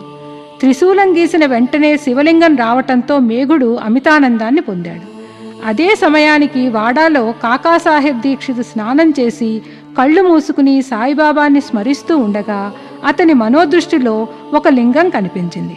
అతడు ఆశ్చర్యపడుతూ ఉండగా మేఘుడు వచ్చి బాబా తనకి లింగాన్ని బహుకరించారని చెప్పి దీక్షిత్ గారికి ఆ లింగాన్ని చూపించాడు. ధ్యానంలో ఉండగా తన మనోనేత్రానికి కనిపించిన లింగాన్ని పోలి ఉన్న ఆ లింగాన్ని చూసి దీక్షిత్ గారు భక్తితో నమస్కరించారు.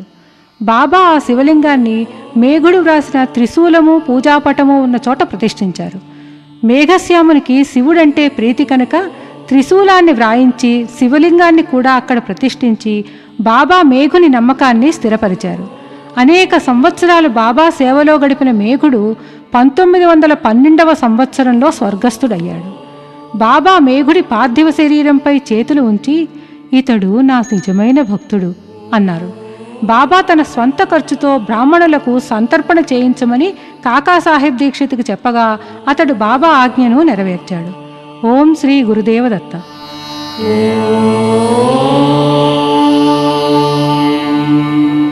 శ్రీ సాయినాథాయ నమః. ఓం శ్రీ సాయినాథాయ నమః. ఈ 29వ అధ్యాయంలో బాబాగారిని చూడవచ్చిన మద్రాసు భజన సమాజం, బాబా వారి మనోవైకల్యాలను తొలగించి ఆశీర్వదించటం, బాబా భక్తులు తేందూల్కర్, కెప్టెన్ హాటేల గురించి, బాబా రూపాయలని పవిత్రపరిచి భక్తులకిచ్చి పూజించమని చెప్పటం తెలుసుకుందాం. సాయిబాబా దక్షిణ రూపంలో వసూలైన సొమ్మును రోజూ పంచిపెట్టేసేవారు. భక్త కొండాజీ కూతురు 3 ఏళ్ల ఆమెనికి 1 రూపాయి, ఆమె తల్లికి 10 రూపాయల నుంచి 20 రూపాయల వరకు, కొందరు భక్తులకి 2 రూపాయల నుంచి 5 రూపాయల వరకు, మరికొందరికి 50 రూపాయల వరకు పంచిపెట్టేవారు. విద్యావంతులను, కళాకారులను వారి వారి కళా కుశలతలను బట్టి సత్కరించేవారు. బాబా కళాకారులని సత్కరిస్తారు అని విని మద్రాసు నుంచి ఒక రామదాసి భక్త సమాజం షిరిడీకి వచ్చింది. ఆ సమాజంలో యజమాని, అతని భార్య, వారి కుమార్తె, వారి బంధువు మొత్తం కలిసి 4 సభ్యులు. వారు షిరిడీ చేరి బాబా ఎదుట మంచి పాటలు పాడి భజన చేశారు. ఆ భజన బృందంలోని యజమానురాలు తప్ప తక్కిన వారంతా పేరాస కలవారే. యజమానురాలికి మాత్రం బాబాపై నిజమైన ప్రేమ, గౌరవాలు ఉన్నాయి. ఒకనాడు మధ్యాహ్న హారతి జరుగుతూ ఉండగా ఆమెకు బాబా తన ఇష్టదైవమైన శ్రీరామచంద్రునిలా కనిపించారు. ఆమె ఆనందంతో చప్పట్లు చరిచింది. ఆమె ఆనంద పారవస్యం అందరినీ ఆశ్చర్యపరిచింది. ఆ సాయంత్రం ఆమె తన అనుభవాన్ని తన భర్తకి చెప్పింది. దానిని ఆమె భర్త నీదంతా భ్రమ అని కొట్టి పారేశాడు. ఆమె అమాయకురాలు, శ్రీరాముని భక్తురాలు కనుక శ్రీరాముడిని చూసినట్లు భ్రమపడి ఉంటుందని, శ్రీరాముడు కనబడటం అసంభవమని, ఆమెదంతా భ్రమ అని హేళన చేశాడు. ఆ ఆక్షేపణకు ఆమె కోపగించలేదు. ఆమె ప్రశాంతమైన మనసుతో ధ్యానించినప్పుడల్లా ఆమెకు శ్రీరామ దర్శనం కలుగుతూనే ఉండేది. ఇలా ఉండగా ఆమె భర్తకి ఒకనాడు ఒక విచిత్రమైన కల వచ్చింది. ఒక పెద్ద పట్నంలో అతడిని పోలీసులు పట్టుకుని తాడుతో చేతులు కట్టి ఒక పంజరంలో బంధించారు. తాడు బిగుస్తున్నప్పుడు బాబా పంజరం దగ్గరికి వచ్చి నిలబడ్డారు. అప్పుడు వారి ఇరువురి మధ్య చిత్రమైన సంభాషణ జరిగింది. ఆ సంభాషణలో రామదాసి ప్రశ్నలకు బాబా తన పద్ధతిలో సమాధానాలు చెప్పారు. నీ కీర్తి విని నీ పాదాల దగ్గరికి వచ్చాను. నీవు స్వయంగా ఇక్కడ నిలబడి ఉండగా నాకు ఈ ఆపద ఎందుకు కలిగింది? నీవు చేసిన కర్మఫలాన్ని నువ్వే అనుభవించాలి. ఈ జన్మలో నేను ఎలాంటి పాపమూ చెయ్యనే లేదు. ఈ ఆపద నాకెందుకు కలిగింది? ఈ జన్మలో కాకపోతే క్రిందటి జన్మలో పాపం చేసి ఉంటావు. క్రిందటి జన్మలో చేసిన పాపం నీ సుముఖంలో నిప్పు ముందటి ఎండుగడ్డిలా ఎందుకు దహింపబడలేదు? నీకలాంటి నమ్మకం ఉందా? ఉంది. అయితే ఇప్పుడు కళ్ళు మూసుకో. రామదాసి కళ్ళు మూసి తెరిచే లోపున ఏదో క్రింద పడిన శబ్దం వినిపించింది. అతడు కళ్ళు తెరిచి ఆ శబ్దం వచ్చిన దిక్కుకి చూసేసరికి పోలీసులు రక్తం కారుతూ కింద పడి ఉన్నారు. అతడు బంధ విముక్తుడై ఉన్నాడు. అతడు భయం, గాబరా కలగాపులగంగా కలిగి ప్రశ్నార్థకంగా బాబా వైపు చూడగా బాబా అతడితో, ఇప్పుడు చక్కగా పట్టుబడ్డావు. పోలీస్ ఆఫీసర్లు వచ్చి నిన్ను బంధిస్తారు అన్నారు. ఆ మాటలకి భయంతో వణికిపోతూ రామదాసి బాబాతో, నీవు తప్ప నన్ను రక్షించేవారు ఎవ్వరూ లేరు, దయతో నన్ను ఎలాగైనా కాపాడు అని వేడుకున్నాడు. అప్పుడు బాబా అతడిని కళ్ళు మూసుకోమన్నారు. అతడు కళ్ళు మూసుకోగానే అతడికి తాను పంజరం నుండి విముక్తుడైనట్టు, పక్కన బాబా ఉన్నట్లు అనిపించింది. తాను బంధ విముక్తుడైన సంగతి గ్రహించి కళ్ళు తెరిచి అతడు బాబా కాళ్ల మీద పడగా వారి మధ్య మరికొంత సంభాషణ సాగింది. ఈ నమస్కారానికి ఇంతకు ముందటి నమస్కారానికి తేడా ఏమన్నా ఉందా? బాగా ఆలోచించి చెప్పు. చాలా తేడా ఉంది. ఇంతకు ముందు చేసిన నమస్కారాలు నీ దగ్గర ధనాన్ని ఆశించి చేసినవి. ఈ నమస్కారం నిన్ను భగవంతుడవు అని నమ్మి చేసినది. అదీకాక నేను అది వరలో నీవు మహమ్మదీయుడవని, హిందువులను తప్పుదారి పట్టిస్తున్నావని నీపై కోపంతో ఉండేవాడిని. ఇప్పుడు నా కళ్ళు తెరుచుకున్నాయి. నీ మనసులో మహమ్మదీయ దేవతలను నమ్మవా? నమ్మను. నీ ఇంటిలో పంజా లేదా? నీవు మొహరమప్పుడు పూజ చేయుటలేదా? నీ ఇంటిలో మహమ్మదీయ దేవత అయిన కాడ్బీబీ లేదా? పెళ్లి లాంటి శుభకార్యములప్పుడు మీరు ఆమెను శాంతింపచేయుట లేదా అని బాబా ప్రశ్నించగా రామదాసి అన్నింటికీ ఒప్పుకున్నాడు. అప్పుడు బాబా, నీకింకా ఏమి కావాలి అని అడిగారు. అందుకు రామదాసి తనకు తన గురువగు రామదాసును దర్శించుకోవాలని ఉందనే కోరికను బాబాకి విన్నవించుకున్నాడు. బాబా అతడిని వెనక్కి తిరిగి చూడమన్నారు. రామదాసి వెనకకు చూడగానే అతడికి అక్కడ అతడి గురువైన రామదాసు దర్శనమిచ్చారు. అతడు తన గురువు పాదాలకు సాష్టాంగ నమస్కారం చేయగానే గురువు అదృశ్యుడయ్యాడు. అప్పుడు రామదాసి బాబాని, మీరు వృద్ధులలా కనబడుతున్నారు, మీ వయస్సెంతో మీకు తెలుసా అని అడిగాడు. ఆ ప్రశ్నకు బాబా, నన్ను ముసలివాడనంటావా? అయితే నాతో పరుగు పెట్టి చూడు అంటూ పరుగు మొదలుపెట్టారు. అతడు కొంత దూరం బాబాని వెంబడించాడు. బాబా ధూళిలో కలిసి అదృశ్యమైపోయారు. రామదాసి నిద్ర నుంచి మేలుకుని తన కల గురించి తీవ్రంగా ఆలోచించసాగాడు. అతడి మనసులోని చాంచల్యం పోయి బాబా గొప్పదనాన్ని గుర్తించాడు. అతడి పేరాశ నశించింది. వారి పాదాలకు మనస్ఫూర్తిగా నమస్కరించి నిండైన భక్తితో బాబాని పూజించాడు. ఆ మరునాటి ఉదయం హారతికి భక్తులంతా గుమిగూడి ఉన్నప్పుడు అతనికి బాబా 2 రూపాయల మిఠాయినిచ్చి ఆశీర్వదించారు. ఆ మిఠాయి అతనికి అత్యంత అమూల్యమైంది. అతడిని ఇంకొంతకాలం షిరిడీలో ఉండమన్నారు. అల్లా నీకు కావలసినంత డబ్బు ఇచ్చి మేలు చేస్తాడు అని ఆశీర్వదించారు. అటు పిమ్మట ఆ భజన సమాజం వారు వారి కాశీయాత్ర పూర్తి చేసుకుని సుఖంగా ఇంటికి చేరారు.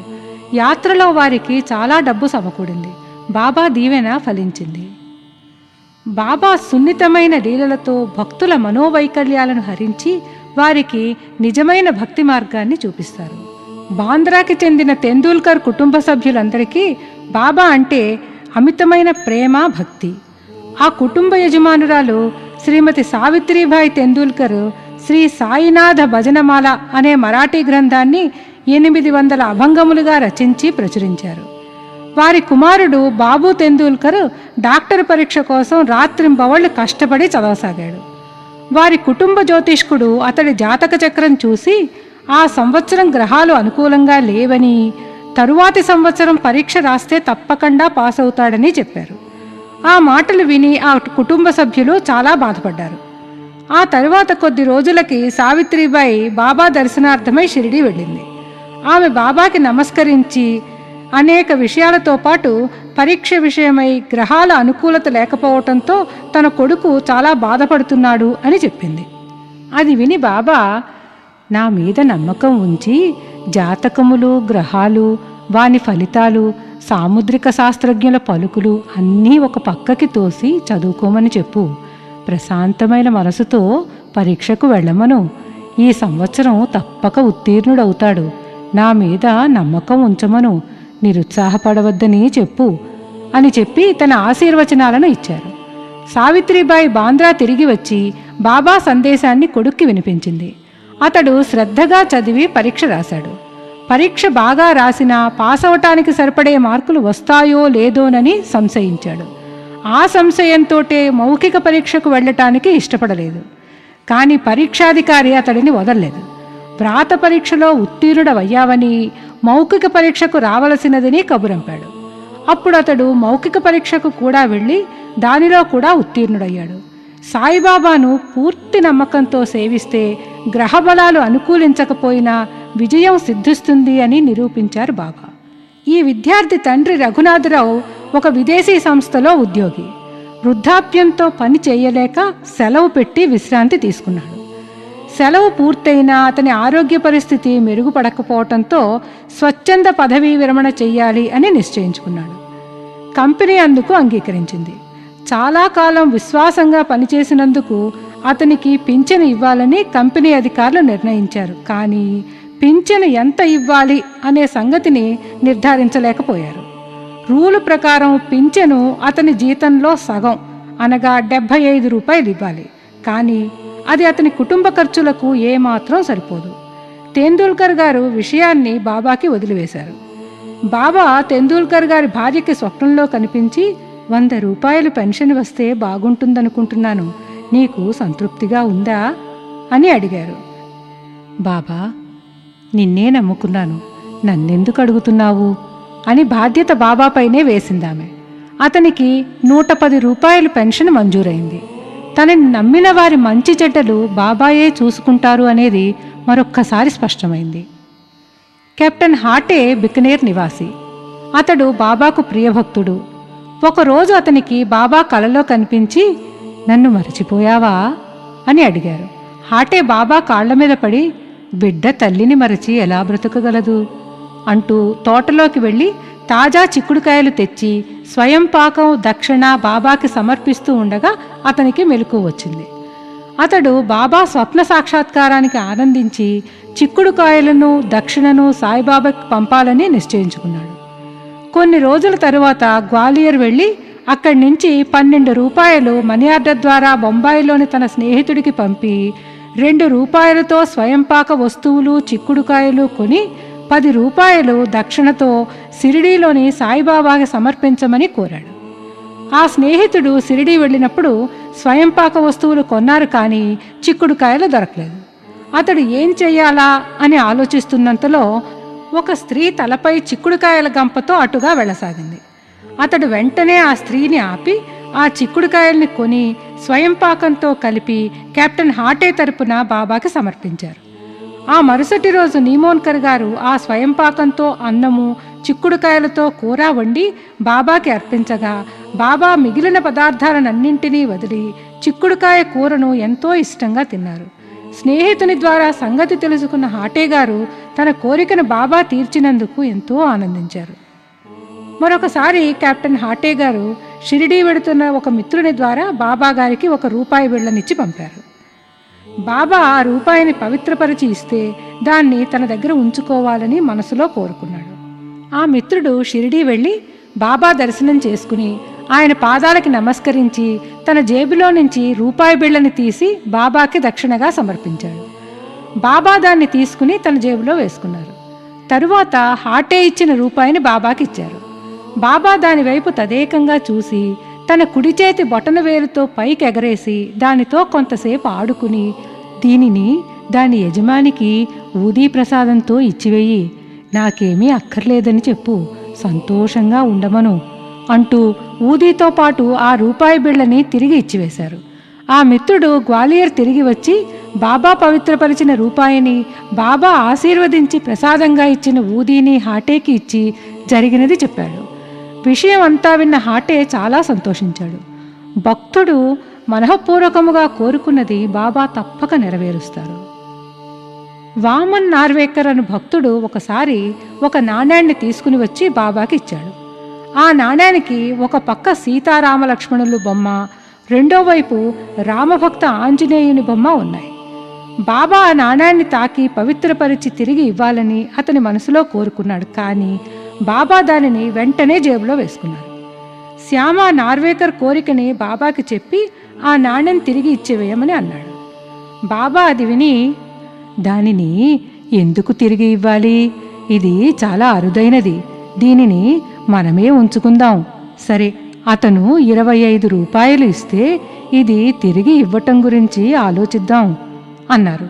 శ్యామ ₹25 వసూలు చేసి బాబా ముందర పెట్టారు. అయినా బాబా ఆ నాణ్యాన్ని తిరిగి ఇవ్వటానికి నిరాకరిస్తూ, దీని విలువ ₹25 కంటే ఎంతో ఎక్కువ, దీనిని మనమే ఉంచుకుందాం, శ్యామ దీనిని నీ పూజామందిరంలో ఉంచి పూజించు అంటూ ఆ నాణ్యాన్ని శ్యామకి ఇచ్చారు. ఎవరు దేనికి అర్హులో, ఎవరికి ఏది ఇచ్చి ఆశీర్వదించాలో బాబాకి తెలుసునని, బాబా ఏది చేసినా అది తన భక్తుల మేలు క్షేమమో కోరే చేస్తారనే విశ్వాసం బాబా భక్తులకి ఉండటం వల్ల వామన్ నార్వేకర్ బాబా ఆ నాణ్యాన్ని శ్యామకి ఇవ్వటం పట్ల ఎటువంటి అసంతృప్తి చెందక బాబాకి మనస్ఫూర్తిగా నమస్కరించి బాబా ఆశీర్వాదాన్ని, ఊదీ ప్రసాదాన్ని అందుకుని ఆనందంగా తన స్వస్థలానికి తిరిగి వెళ్ళాడు.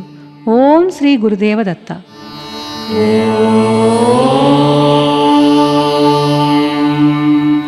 శ్రీ సాయినాథాయ నమః. ఓం శ్రీ సాయినాథాయ నమః. శ్రీ సాయి సచ్చరిత్ర 4వ రోజు పారాయణలో ఇది ఆఖరి అధ్యాయం. ఈ అధ్యాయంలో భక్తులు ఆపద సమయంలో మొక్కిన మొక్కులు మరిచిపోయిన వేళ బాబా భక్తులకి వాటిని గుర్తు చేసి ఏ దేవత మొక్కులు ఆ దేవతకే చెల్లించాలని హితవు చెప్పి తన భక్తులకి అసత్య దోషం అంటకుండా చేసే తీరు తెలుసుకుందాం. శ్రీ సాయినాథుని పాదాలను ఆశ్రయించిన వారి పాపాలన్నీ నశిస్తాయి. బాబా తన భక్తులను ఎప్పుడూ వెన్నంటే ఉంటారు. నాసిక్ జిల్లా వణి అనే గ్రామంలో సప్తశృంగి దేవత ఆలయం ఉంది. కాకాజీ వైద్య ఆ ఆలయ పూజారి. అతని మనస్సు చెంచలమై మనశ్శాంతి కరువై బాధపడసాగాడు. ఒకరోజు సాయంత్రం ఆలయంలో దేవత సన్నిధిలో నిలబడి తనకు మనశ్శాంతిని ప్రసాదించమని సప్తశృంగి దేవతకు హృదయపూర్వకంగా ప్రార్థించాడు. అతని భక్తికి సంతోషించిన ఆ దేవత అతడికి కలలో కనిపించి, బాబా దగ్గరికి వెడితే నీకు మనశ్శాంతి కలుగుతుంది అని చెప్పింది. అతనికి మెలకువ వచ్చిన తరువాత బాబా అంటే ఎవరు అని ఆలోచించి, బహుశా బాబా అంటే త్రయంబకేశ్వరుడై ఉండవచ్చునని భావించి నాసిక్ దగ్గర ఉన్న త్రయంబకం వెళ్ళి అక్కడ 10 రోజులున్నాడు. అక్కడ అతడు ప్రతిరోజు ఉదయాన్నే లేచి స్నానాధికాలు ముగించి రుద్రం చదువుతూ త్రయంబకేశ్వరునికి అభిషేకం అర్చన చేసినా మనశ్శాంతి కలగలేదు. అతడు వణికి తిరిగి వచ్చి మనశ్శాంతికి మార్గం చూపించమని తాను నిత్యము పూజించే సప్తశృంగి దేవతనే మరలా వేడుకున్నాడు. ఆనాటి రాత్రి ఆ దేవత అతనికి స్వప్నంలో సాక్షాత్కరించి, బాబా అంటే నా ఉద్దేశం షిరిడీలోని సాయిబాబా, నీవు నా మాటలని అర్థం చేసుకోకుండా త్రయంబకం వెళ్ళావు అని చెప్పింది. షిరిడీ ఎలా వెళ్ళాలి, ఎప్పుడు వెళ్ళాలి, బాబాని ఎలా దర్శించాలి అనే ఆలోచనలతో కాకాజీ వైద్య మదనపడసాగాడు. బాబా దర్శనానికి భక్తుడు ఎంత వేదన పడతాడో అంత త్వరగా బాబా వాడిని షిరిడీకి రప్పించుకుంటారు. కాకాజీని షిరిడీ రప్పించదలిచిన బాబా తన ముఖ్య భక్తుడైన శ్యామాని వైద్య ఇంటికి అతిథిగా పంపారు. శ్యామ వణి చేరడానికి ఒక కారణం ఉంది. శ్యామ చిన్నతనంలో ఒకసారి జబ్బు పడితే అతని తల్లి వాళ్ల గృహదేవత అయిన సప్తశృంగి మాతకి జబ్బు నయం కాగానే నీ దర్శనానికి వచ్చి బిడ్డను నీ పాదాల మీద పెడతాను అని మొక్కుకుంది. శ్యామకి స్వస్థత చేకూరింది, కానీ వారు దేవతా దర్శనానికి వెళ్ళటం కుదరలేదు. ఇంకొన్నాళ్లకి ఆమెకి కుచముల మీద తామర వచ్చి చాలా బాధపడసాగింది. ఆమె తనకు నయమైతే 2 వెండి కుచములు సమర్పిస్తానని సప్తశృంగి దేవతకి మొక్కుకుంది. ఆమెకు తామర తగ్గి పూర్తి స్వస్థత చేకూరింది, కానీ మొక్కులు చెల్లించక మునుపే ఆమె చనిపోయింది. ఆమె చనిపోయే ముందు శ్యామకి తన 2 మొక్కుల సంగతి చెప్పి మొక్కులను తీర్చే బాధ్యత అతడికి అప్పగించింది. శ్యామ కాలం గడిచిన కొద్దీ ఆ మొక్కుల సంగతి మర్చిపోయాడు. 30 సంవత్సరాల తర్వాత షిరిడీకి ఒక పేరు పొందిన జ్యోతిష్కుడు రాగా శ్యామ తమ్ముడు తమ ఇబ్బందులకు కారణం ఏమిటి అని అతడిని ప్రశ్నించాడు. ఆ జ్యోతిష్కుడు తల్లి మొక్కులు చెల్లించనందున సప్తశృంగి దేవత వారికి కష్టాలను కలుగజేస్తోంది అని చెప్పారు. బాపాజీ ఆ సంగతి శ్యామకు చెప్పగా శ్యామకు తన తల్లి తనకు అప్పగించిన మొక్కుల బాధ్యత గుర్తొచ్చింది.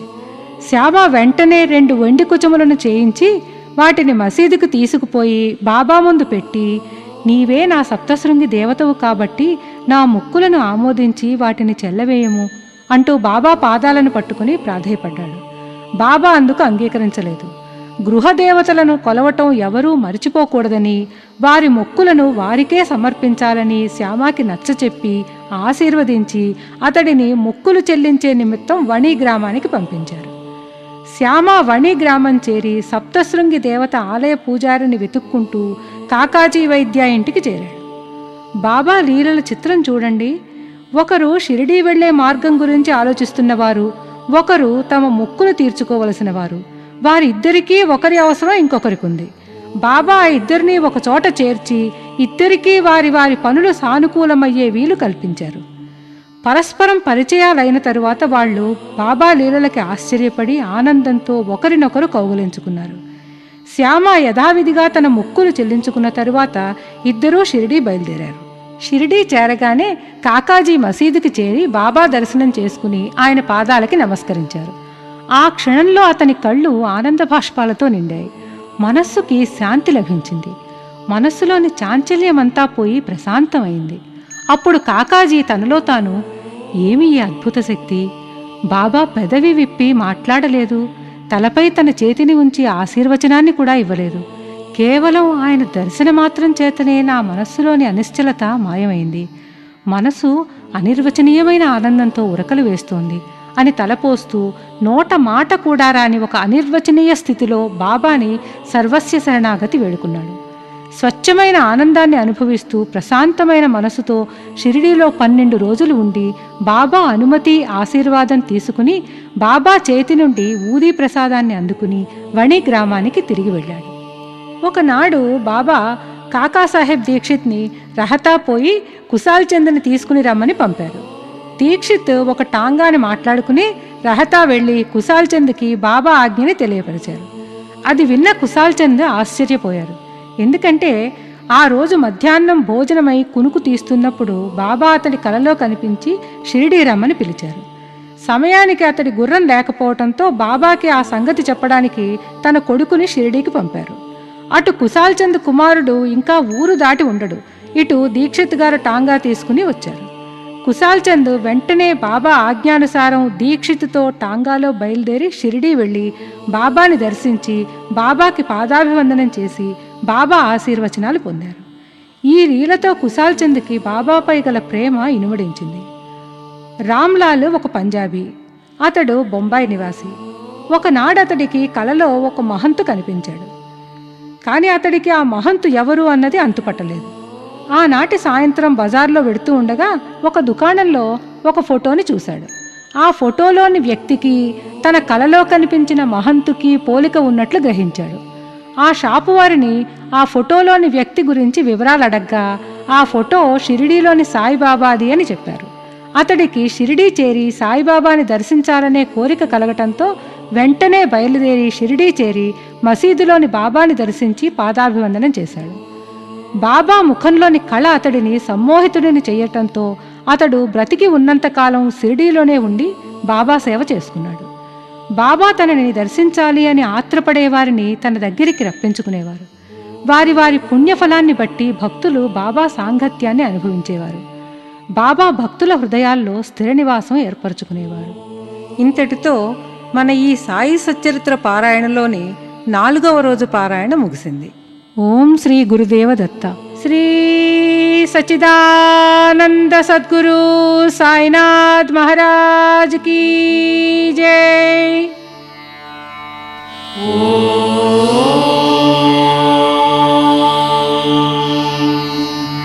సద్గురు